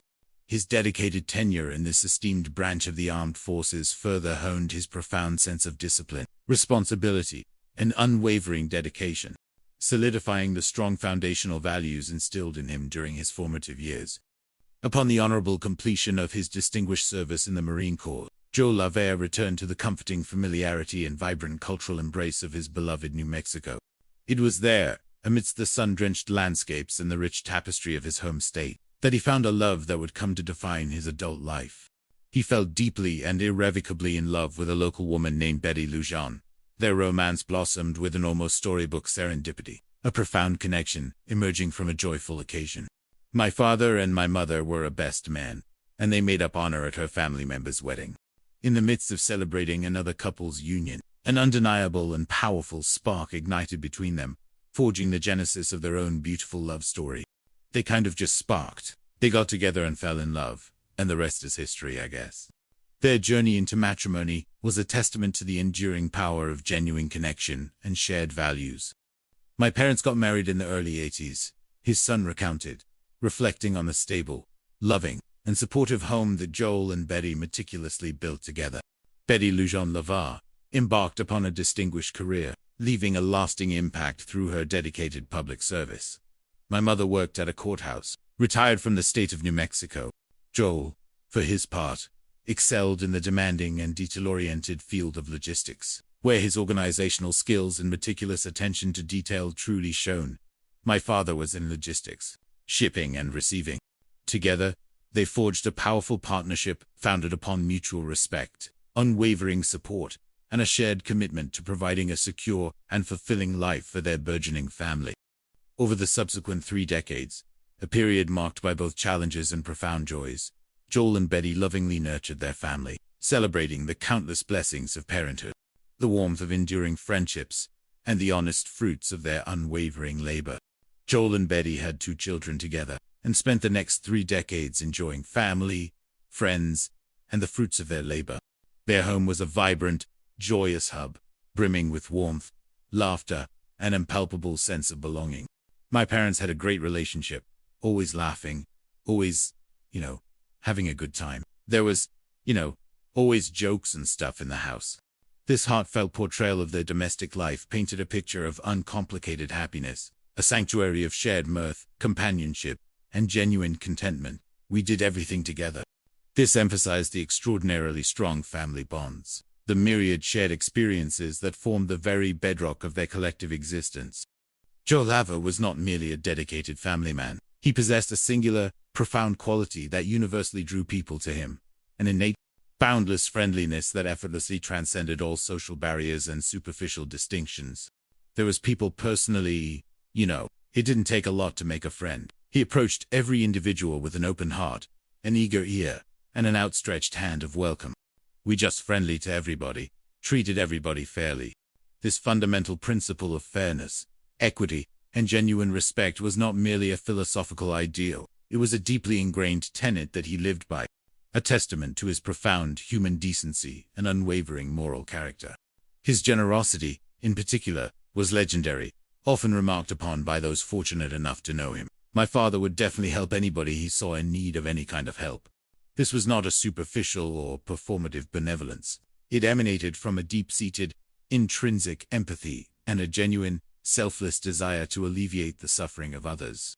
We didn't have much growing up, but he gave fuel to give his shirt off his back to help somebody. The poignant image of Joel, despite his own modest means, being willing to sacrifice his last possession to aid someone in need, profoundly underscored his boundless compassion and unwavering altruism, his very essence defined by the act of giving. By 2010, a year that would tragically mark the utterly premature and violent cessation of his journey, Joel and Betty's children had matured into adulthood, establishing their own lives, pursuing their own aspirations, and beginning to raise their own families. This natural and beautiful progression of life unfolded with the profound promise of future generations and continued familial joy. The last time his son vividly recalled seeing his father remains an agonizingly poignant memory, a bittersweet farewell cloaked in the deceptive ordinariness of an everyday family moment. The last time I saw my dad, we were just hanging out and having a good time. It was just like another day for us. The quotidian, unremarkable nature of that final interaction starkly intensified the eventual grief, the sudden, brutal, and incomprehensible rupture of the mundane. I remember walking out the door, and I looked back, and I saw him sitting at the table. This seemingly innocent, final image, now irrevocably frozen in the amber of memory, would forever haunt his son, a poignant vision. Little did I know that I was never going to see him again. The profound irony, the crushing weight of unspoken goodbyes, and the tragic absence of future moments resonated through these deeply sorrowful words, articulating a loss that transcended mere physical departure. Now, this beloved patriarch, this man of deep and abiding faith, this gentle, profoundly giving soul, Joel Laver, had been discovered, stabbed to death in the serene, yet ultimately treacherous tranquility of the New Mexico foothills. And initially, the police were presented with a narrative that portrayed him as an aggressor, the victim of a desperate act of self-defense against an attempted sexual assault, claim so fundamentally antithetical to his universally recognized character that his family found it not just implausible, but deeply insulting and utterly inconceivable. This profound and heartbreaking misalignment between Joel's universally known virtuous character and the grave initial accusations cast a pall of deep suspicion and moral affront over the investigation, forcing those committed to unveiling the unvarnished truth to meticulously peel back every single layer of the story, however painful or uncomfortable the revelations might ultimately prove to be. The quiet dignity of Joel Lavar's life stood in stark opposition to the ignominy of his alleged actions, setting the stage for a methodical unmasking of deception. The initial reports from the witnesses who discovered Angela Santos, though chaotic, provided a seemingly coherent and distressing snapshot of a victim. Witnesses had initially said that when they came across Angela for the first time, she was wearing blue bikini top, panties, socks, and like a long stocking with holes cut in it to use as a glove. This unconventional and sparse attire, particularly the detail of the improvised glove, struck an immediate, if subtle, note of oddity, but could, in the context of extreme duress and panic, be momentarily rationalized as a desperate improvisation during a violent struggle. The visible signs of trauma, recorded as she had blood on her right thigh, and she had blood on her cheek as well, lent immediate, visceral credence to her story. The presence of fresh blood was a powerful visual corroboration of a recent violent encounter. Her spoken account of the alleged sexual assault and subsequent struggle was stark in its simplicity. She said she had gotten on top of him and then stabbed him and ran away. On a superficial level, particularly in the immediate, chaotic aftermath of such a shocking discovery, this narrative possessed a raw, believable coherence that investigators were initially compelled to consider. Everything seemed to generally make sense, an officer noted, reflecting the initial, straightforward interpretation of events. However, the sheer traumatic nature of Angela's experience, as presented, also limited her immediate ability to provide granular, coherent details, which is a common phenomenon in victims of extreme violence. Since Angela is too distraught to provide police with more details, officers prepared to take her in for a routine assault examination. This step was critical not only for her immediate and the necessary medical care, but also for the crucial forensic collection of potential evidence. A standard and compassionate protocol in cases of alleged sexual assault. Yet, even as Angela was being carefully escorted away from the active, sprawling crime scene, prepared for transport, a pivotal and unforeseen piece of information emerged from the still-present bystanders, fundamentally altering the entire trajectory of the unfolding investigation. But as Angela is removed from the scene, one of the witnesses surprises them with another detail. They were told from witnesses that there was a possible second suspect. This unexpected revelation sent immediate ripples through the investigative team. The simplistic, clear-cut narrative of a lone attacker and a singular victim, heroically defending herself, was instantly, profoundly complicated. The witness provided a descriptive profile of this new, unknown individual. She described him as a 30 or 40-year-old Caucasian male. The presence of another, unapprehended individual, still potentially lurking somewhere within the rugged, remote terrain, immediately elevated the threat assessment and significantly broadened the geographical and operational scope of the police response. He was still out there, a chilling thought, for the safety of both officers and the public. Guided by the vigilant hikers who had initially discovered Angela, and whose observations continued to prove invaluable, police swiftly redirected their search efforts to a specific, elevated area near the established crime scene. Some of the hikers who found Angela direct police to an area near the crime scene. The witnesses were saying that they noticed up above them on this pretty steep incline. They noticed that there was a man that kept peering up over the rocks and looking down. The imagery evoked was deeply unsettling. A clandestine, almost furtive observer, perhaps intimately involved, perhaps merely a terrified, accidental witness. His elevated vantage point added a palpable layer of profound suspicion and surveillance to the already tense atmosphere. They were directed to the boulders above the scene, and that's where officers spotted the second possible suspect. The tension in the air, already thick with the gravity of the homicide, palpably intensified, the stakes undeniably soaring. The subsequent encounter with this newly identified male was executed with swift, decisive professional authority, minimizing risk. One of the officers withdrew her handgun, pointed it up at the rocks, told him to come down. He complied, came down. They handcuffed him, and then dragged him out of the scene as well. The raw, almost visceral term "dragged him out" conveyed the urgency and the necessity of securing an unknown individual in a potentially hostile environment. The man identified himself as John Epp, and he was immediately taken into custody for further questioning, a critical and immediate step in determining his role, if any, in the horrific events that had just transpired. The investigative apparatus now had two living individuals intricately connected to a brutal homicide, with strikingly disparate accounts and a rapidly expanding labyrinth of unsettling implications. At this crucial juncture, the investigative team found itself navigating a particularly delicate and profoundly precarious evidentiary landscape. We did not have Joel's side of the story. The deceased victim, brutally silenced, could offer no rebuttal, no perspective, no defense against the grave allegations now being leveled against him. At this point, we could only accept what Angela told us. This inherent, painful imbalance in accessible information necessitated the most scrupulous, unbiased, and meticulous detective work possible. Yet, the accumulated oddities, the subtle but persistent inconsistency, and the peculiar anomalies of the crime scene had already begun to whisper persistent doubts to the highly experienced eyes and honed instincts of the seasoned investigators. But I was treating her as a potential homicide suspect. This frank, professionally honest admission from a detective encapsulated the immediate and profoundly difficult shift in perspective. From a seemingly clear-cut victim profile, Angela Sanford was now, by professional necessity, being viewed through the lens of potential culpability. Her initially convincing, though distraught, claims now demanded rigorous, independent verification against every piece of objective evidence. The initial, deceptively simple picture of self-defense was rapidly giving way to a far more intricate, deeply troubling narrative that would challenge every preconceived assumption and demand an unwavering commitment to the painstaking pursuit of unvarnished truth.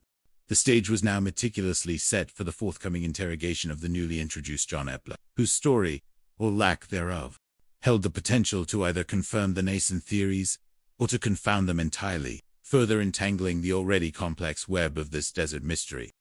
The intricate narrative surrounding Joel Lavar's brutal death now necessitated a thorough and meticulous interrogation of John Epp. the second individual found perched in such unsettling proximity to the crime scene. Before the interview with Mr. Epler commenced, the detectives, acting with the methodical precision of seasoned professionals, undertook a critical re-examination of the physical evidence at the crime scene. It was during this painstaking review that a profoundly jarring peculiarity, a discordant note in the grim symphony of collected facts, almost immediately registered with their trained eyes, adding significant weight to the already burgeoning doubts surrounding Angela Sanford's initial account. The weapon I used to kill Mr. Lavar was a so-called ceremonial dagger. This was not merely a knife. Its very description immediately signaled something far more specialized, far more symbolic, hinting at a purpose distinctly beyond mere utilitarian function or spontaneous defense. I found it to be rather fantastical. It looked like it had some Egyptian markings, more of a fantasy thing, more of the type of thing you would display. This detailed, professional assessment by a seasoned investigator painted a vivid picture of an implement that was profoundly out of place in the rugged, pragmatic environment of the New Mexico. It suggested artistry, deep symbolism, an elaborate crafted piece intended for ritualistic display or a fantastical narrative, rather than a raw, pragmatic tool to be wielded in a sudden, desperate, violent encounter. For hiking, it was a little strange. This carefully measured understatement, coming from a detective, conveyed a deep-seated professional unease regarding the presence of such a unique and particular item at a remote, arduous trailhead. While, theoretically, if she's trying to defend herself, she'd use any weapon that she'd find. The inherent nature and deliberate carrying of this specific weapon fundamentally introduced a jarring element of premeditation that contradicted the spontaneity of her self-defense narrative. The logical, analytical mind, the very essence of detective work, immediately challenged the implied randomness. I'm asking her, why are you bringing a dagger that you describe as a ceremonial dagger with you? It just didn't add up. The ornate, symbolic character of the weapon itself seemed to mock the very idea of an impulsive, defensive action, instead strongly hinting at intent, a deliberate, preconceived choice of armament for a planned and sinister event, rather than an improvised tool seized in a desperate last-ditch struggle for survival. The ornate, peculiar dagger, as noteworthy as it was not the sole anomaly unearthed by the detective's meticulous scrutiny of the crime scene.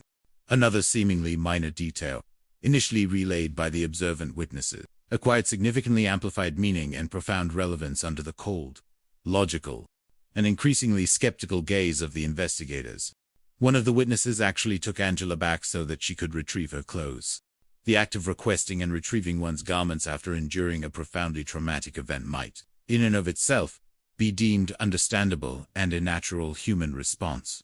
However, it was this specific, meticulous manner in which these discarded clothes were ultimately discovered that introduced another profound and unsettling dissonance: Angela's claims of a violent struggle and frantic escape.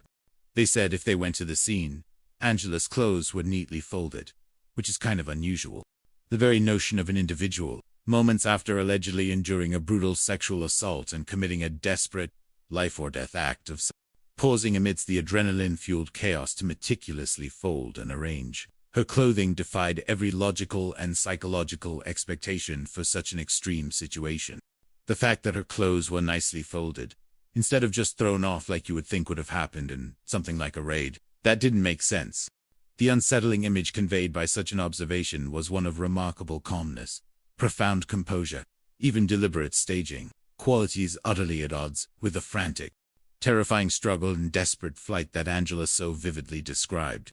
The precise, almost ritualistic, organization of her garments hinted strongly at a calculated, premeditated, and carefully stage-managed scenario, raising a palpable specter of profound artifice and conscious manipulation.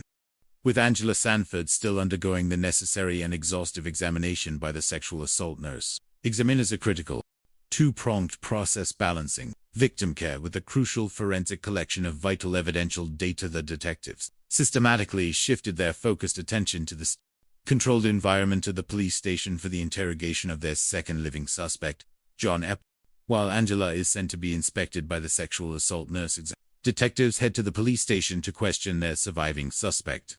The explicit purpose of this interview was clear and precisely defined by a professional need to systematically eliminate possibilities and gather comprehensive, unbiased, factual information. Going into the interview with Mr. Epler, the detective's mindset was one of cautious openness, carefully poised to discern potential complicity, direct involvement, or merely an unfortunate, accidental circumstance. Epler's opening statements were direct, remarkably unambiguous, offering a clear-cut denial of any profound involvement in the heinous crime. Mr. Epler stated that he did not know Joe, he did not know Angela, and that he didn't witness any of what was going on. His claims, if subsequently verifiable and consistent, would effectively cast him in the role of an entirely innocent bystander, however closest physical proximity to the profound tragedy. Epler himself vividly recounted his intense internal mental state when he found himself abruptly confronted by armed police officers in the rugged, isolated wilderness. Right away I'm thinking, okay, these are smart people. They're going to know I didn't. They're going to figure this out right away. This immediate, almost panicked internal monologue revealed a fleeting, understandable fear of false accusation, quickly supplanted by a robust, rational conviction of his own demonstrable innocence. They're going to know I'm innocent. You know, they're going to figure out I'm innocent. He provided a remarkably coherent, if somewhat individualistic and explanation for his solitary presence in such a remote and challenging Traxxas area. I had a hard day at work, and I decided to relieve some stress and go up to the mountains. His core motivation was both simple and profoundly relatable to the human condition, and I was just trying to get rid of some energy and wear myself out and be tired so I could sleep. This narrative painted a clear picture of a man seeking therapeutic solitude and physical catharsis through rigorous outdoor activity. His specific method of engaging with the mountainous landscape further elucidated and explained his unexpected presence on the pretty steep incline, effectively setting him apart from the average, casual trail walker. So I wasn't there to walk on the trails. I was there to go up a really difficult ravine. This highly specific, arduous pursuit logically accounted for his challenging and unconventional trajectory. It was during this strenuous traverse that he first observed Angela Sanford, an observation that stirred an instinctual, almost protective, concern within him. And so I'm cutting across the mesa, and I noticed there's a girl out there off the beaten trails. At the time, the very first thing that came to my mind was a vulnerable female shouldn't be in an isolated area. As he continued his ascent, her manifest distress became unequivocally clear and deeply concerning. The closer I got, too, more hysterical. You could tell she was panicking about something.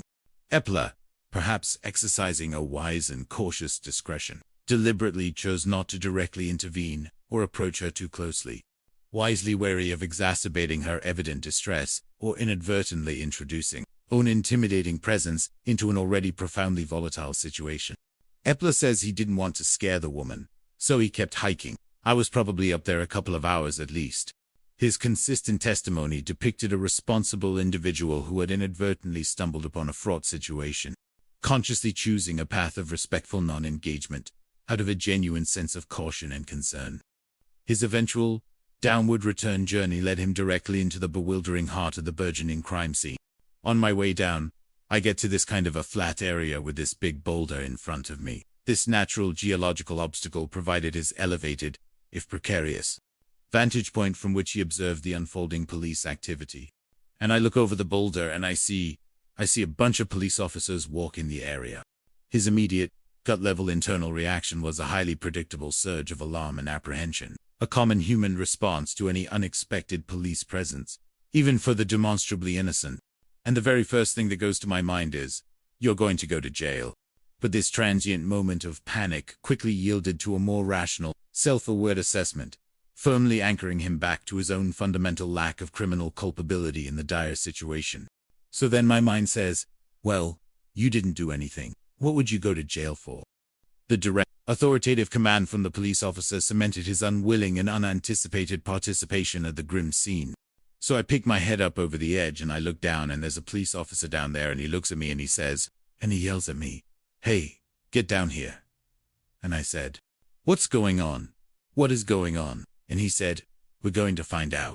In his subsequent formal interview, when pressed by detectives on why his initial instinctive thought was of potential incarceration, Epler offered a disarmingly honest and remarkably minor confession, one that, while constituting a legal transgression, possessed absolutely no bearing whatsoever on the far graver crime of murder.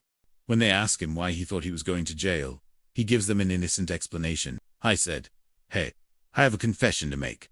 I got a marijuana pipe in my pocket." This small, seemingly innocuous admission, revealing a relatively minor ill, paradoxically lent significant credibility to his much larger claims of profound innocence regarding the homicide. It painted a picture of a man willing to be truthful, even about his own minor shortcomings, particularly when confronted with a far more serious and devastating accusation. His cooperation extended further, encompassing a proactive offer to provide irrefutable forensic evidence of his known involvement in the murder. So at that point, they bring in these people and they say, "We're going to take a DNA sample." And I said, "Yes, please do. I want you to take a DNA sample. This will prove my innocence."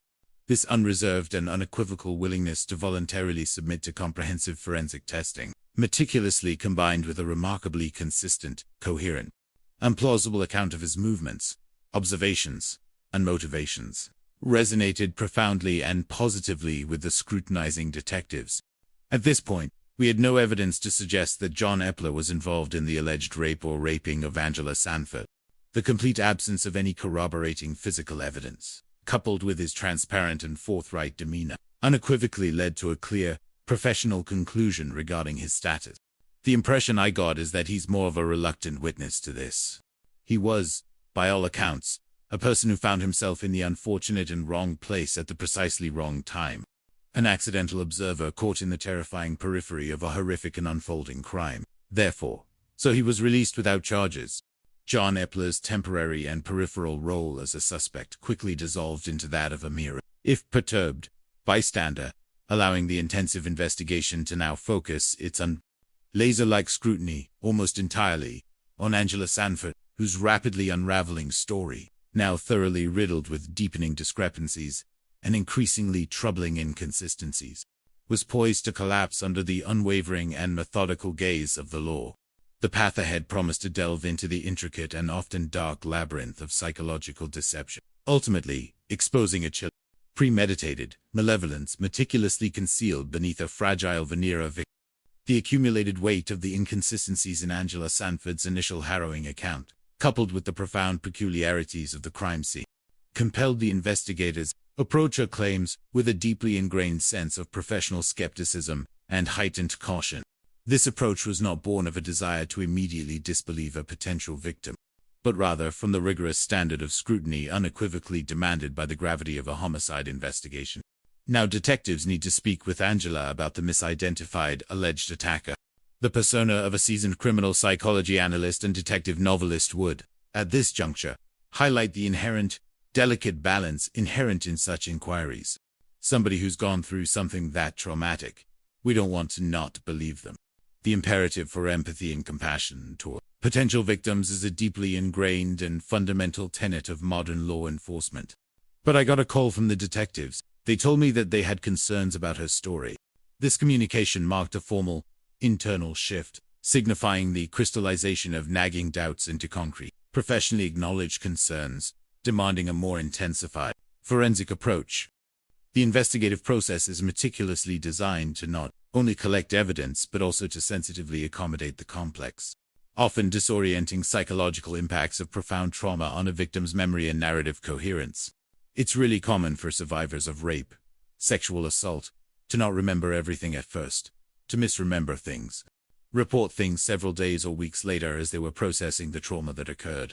This crucial understanding of trauma-informed interviewing practices guided their handling of Angela's account, recognizing that her initial confusion or gaps in memory might genuinely be symptoms of profound distress, rather than deliberate obfuscation. To address the very specific and grave claims of sexual violence, a critical and indispensable medical procedure had been diligently undertaken. We have sexual assault nurse examiners that are trained in the forensic collection of evidence for women who are the victims of sexual violence, and Miss Sanford was taken to be examined.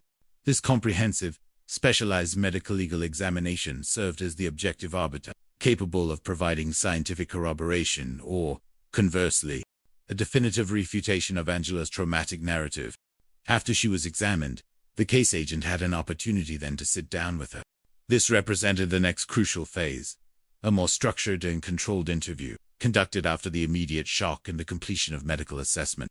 specifically designed to elicit a more complete, coherent, and factually grounded version of the unfolding events.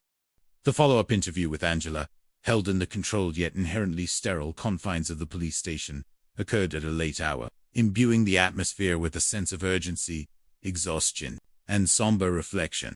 My initial interview with Angela, the first time I actually talked to her, was at the police station. I believe it was a little after midnight. Despite the intervening hours since her discovery and the professional care she had ostensibly received, Angela continued to present a facade of acute and ongoing emotional distress. Angela was displaying signs of being distraught, still distraught. This consistent display of profound emotional turmoil initially served to reinforce the prevailing public image of her as an unequivocal victim, battered and traumatized by a horrific ordeal. However, Angela's subsequent statements, delivered within the structured environment of the interview room, took a dramatic and profoundly unsettling turn, immediately complicating the simple random attack narrative she had initially presented. She starts by saying this was not a random attack. She knew. This was a significant and shocking pivot, introducing a intentional connection between the alleged victim and the deceased. A revelation that shattered the illusion of a spontaneous act of opportunistic violence by a stranger. Her explicit claim regarding the purpose of their meeting added a bizarre, almost fantastical layer to the grim and immediate reality of the situation. She said that she had contact with him, inviting him to go celebrate the Wiccan holiday up in the foothills. The specific and unexpected reference to a Wiccan holiday immediately raised multiple red flags and deep suspicions among the pragmatic, fact-driven detectives, strongly hinting at an agenda far removed from a typical, innocent social encounter or a casual hike. Joel agreed to go up with her. This crucial detail, indicating Joel's willing participation in the rendezvous, further chipped away at the initial, simplistic image of him as an unprovoked aggressor, ambushing an unsuspecting woman. Miss Sanford then continued to provide a specific, if ultimately fatally flawed, cultural and temporal context for their planned rendezvous. Miss Sanford said that she had been in the area celebrating the Wiccan holiday in Beltane. However, this seemingly concrete detail, intended as a key element of her cover story, immediately and irrevocably backfired, exposing a fundamental flaw in her fabrication. And immediately, I knew that wasn't true. The detective's swift and astute recognition of this glaring, chronological inaccuracy, the fact that Beltane is traditionally celebrated in May, not in March when the incident occurred, served as a devastating blow to the credibility of Angela's entire, meticulously constructed narrative.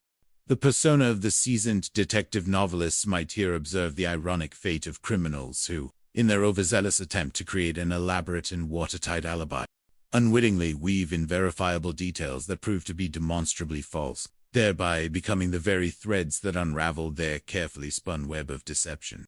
This glaring chronological misstep solidified the burgeoning conviction that Angela's entire Wiccan ceremony was nothing more than a convenient, poorly researched, and ultimately transparent fabrication designed to mask a far more sinister and premeditated intent.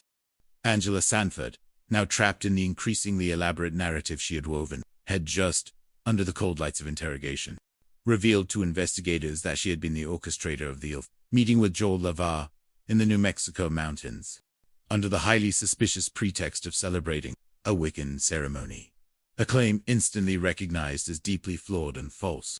The detectives, with a keen and professional awareness of Angela's shifting and inconsistent narratives, instructed her to recount their interaction from the very beginning, laying bare the timeline of her contact with Joel.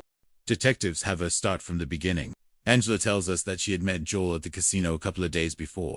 The setting of their initial acquaintance, a casino, introduced a milieu of casual encounters, a context of fleeting connections that, in Angela's manipulative hands, had apparently transformed into something far more insidious and purposeful. She was unemployed. She was looking for a possible job. This provided a plausible, almost innocuous initial motivation for their interaction, making Joel's naturally friendly engagement, consistent with his known character, tragically understandable and vulnerable. Joel said he could possibly offer him if she had a resume. This offer of assistance was profoundly in keeping with the universally recognized character of Joel. Lavar, man universally lauded for his eager willingness to help those in need, his open-hearted generosity, and his innate compassion. The interaction, as described by Angela, apparently progressed beyond the initial meeting, moving swiftly into the realm of digital communication. They ended up exchanging phone numbers. Then they left the casino, A couple days later, they were texting each other back and forth. These technological breadcrumbs, seemingly innocuous digital footprints, would later prove to be an invaluable and undeniable source of objective truth, forming a silent, powerful counter-narrative to Angela's unfolding fabrication. Joel's son's earlier, heartfelt description of his father echoed powerfully in the investigators' minds, providing crucial context to this seemingly easy accessibility. My dad was always meeting new people, always trying to help people out, be that open ear. It painted a picture of a trusting, amiable, and genuinely helpful individual, tragically vulnerable to those with ulterior and malevolent intentions. They struck up a relationship, and through phone calls and text messages, she invited him to participate in this Wiccan holiday. The term relationship here likely implied something far more superficial and transient, and the subsequent invitation, in retrospect, appeared undeniably more predatory than Angela initially implied. Angela, still meticulously attempting to cloak her profoundly sinister intentions in the guise of spiritual devotion, elaborated on her self-proclaimed affiliation. Angela explains that she's a follower of Wicca, a pagan religion whose practitioners are often referred to as witches, while ostensibly offering a window into her stated belief system. This declaration immediately struck the seasoned investigators as highly unusual and remarkably out of context within the parameters of their criminal inquiries. I have never had an incident involving anyone who called themselves a Wiccan witch. This explicit admission of novelty underscored distinctly bizarre and unprecedented nature of her chosen defense and justification. Her narrative continued, detailing the fateful and tragic day of March 22nd. On the 22nd of March, Angela states that Joel called her to check in. This again was a subtle, yet deliberate, attempt to cast Joel as the proactive initiator, the more eager party in their engagement. However, Angela's very next statement, intended to explain her actions, almost immediately and profoundly exposed her true orchestrating role in the day's grim events. Angela had stated that she was going up to do a Wiccan ceremony up at the foothills, and asked him if he wanted to come along. This was the thinly veiled bait, the carefully constructed lure specifically designed for her intended victim. According to Angela, the ceremony was meant to celebrate a Gaelic holiday known as belting. The repetitive insistence on Beltane, despite its chronological inaccuracy, solidified the increasingly clear picture of a planned, intentional fabrication, a deliberate deception. Her alleged motivation for inviting Joel was also offered as a deceptive rationale, a seemingly plausible spiritual cover. She claims that she felt it was going to be a time where maybe she could convert him to her faith. The very notion of successfully converting a devout, practicing Catholic, deeply committed to his spiritual beliefs, to the tenets of Wicca served as a convenient, albeit far-fetched and poorly conceived, spiritual veneer designed to mask a far more earthly and profoundly sinister intention. The communication between the two of them only started a few days prior, but they had set up to meet in this particular area. The startling rapidity of this developing connection, culminating in a secretive and isolated rendezvous, significantly fueled investigators' burgeoning suspicions of explicit premeditation and malevolent design. Further intricate details regarding the day of the crime continued to be revealed during Angela's extended interview. She said her boyfriend dropped her off at the trailhead. This specific detail, while seemingly incidental, introduced a crucial corroborating witness to her initial movements and presence at the trail, but a witness whose subsequent testimony would further cast significant doubt on her stated true intentions for the day. Joel arrived shortly thereafter and is walking behind her. This deliberate, planned, and sequential arrival sequence of the two individuals further reinforced the meticulously choreographed nature of their predetermined meeting, strengthening the growing impression of careful design. The two of them had had drinks.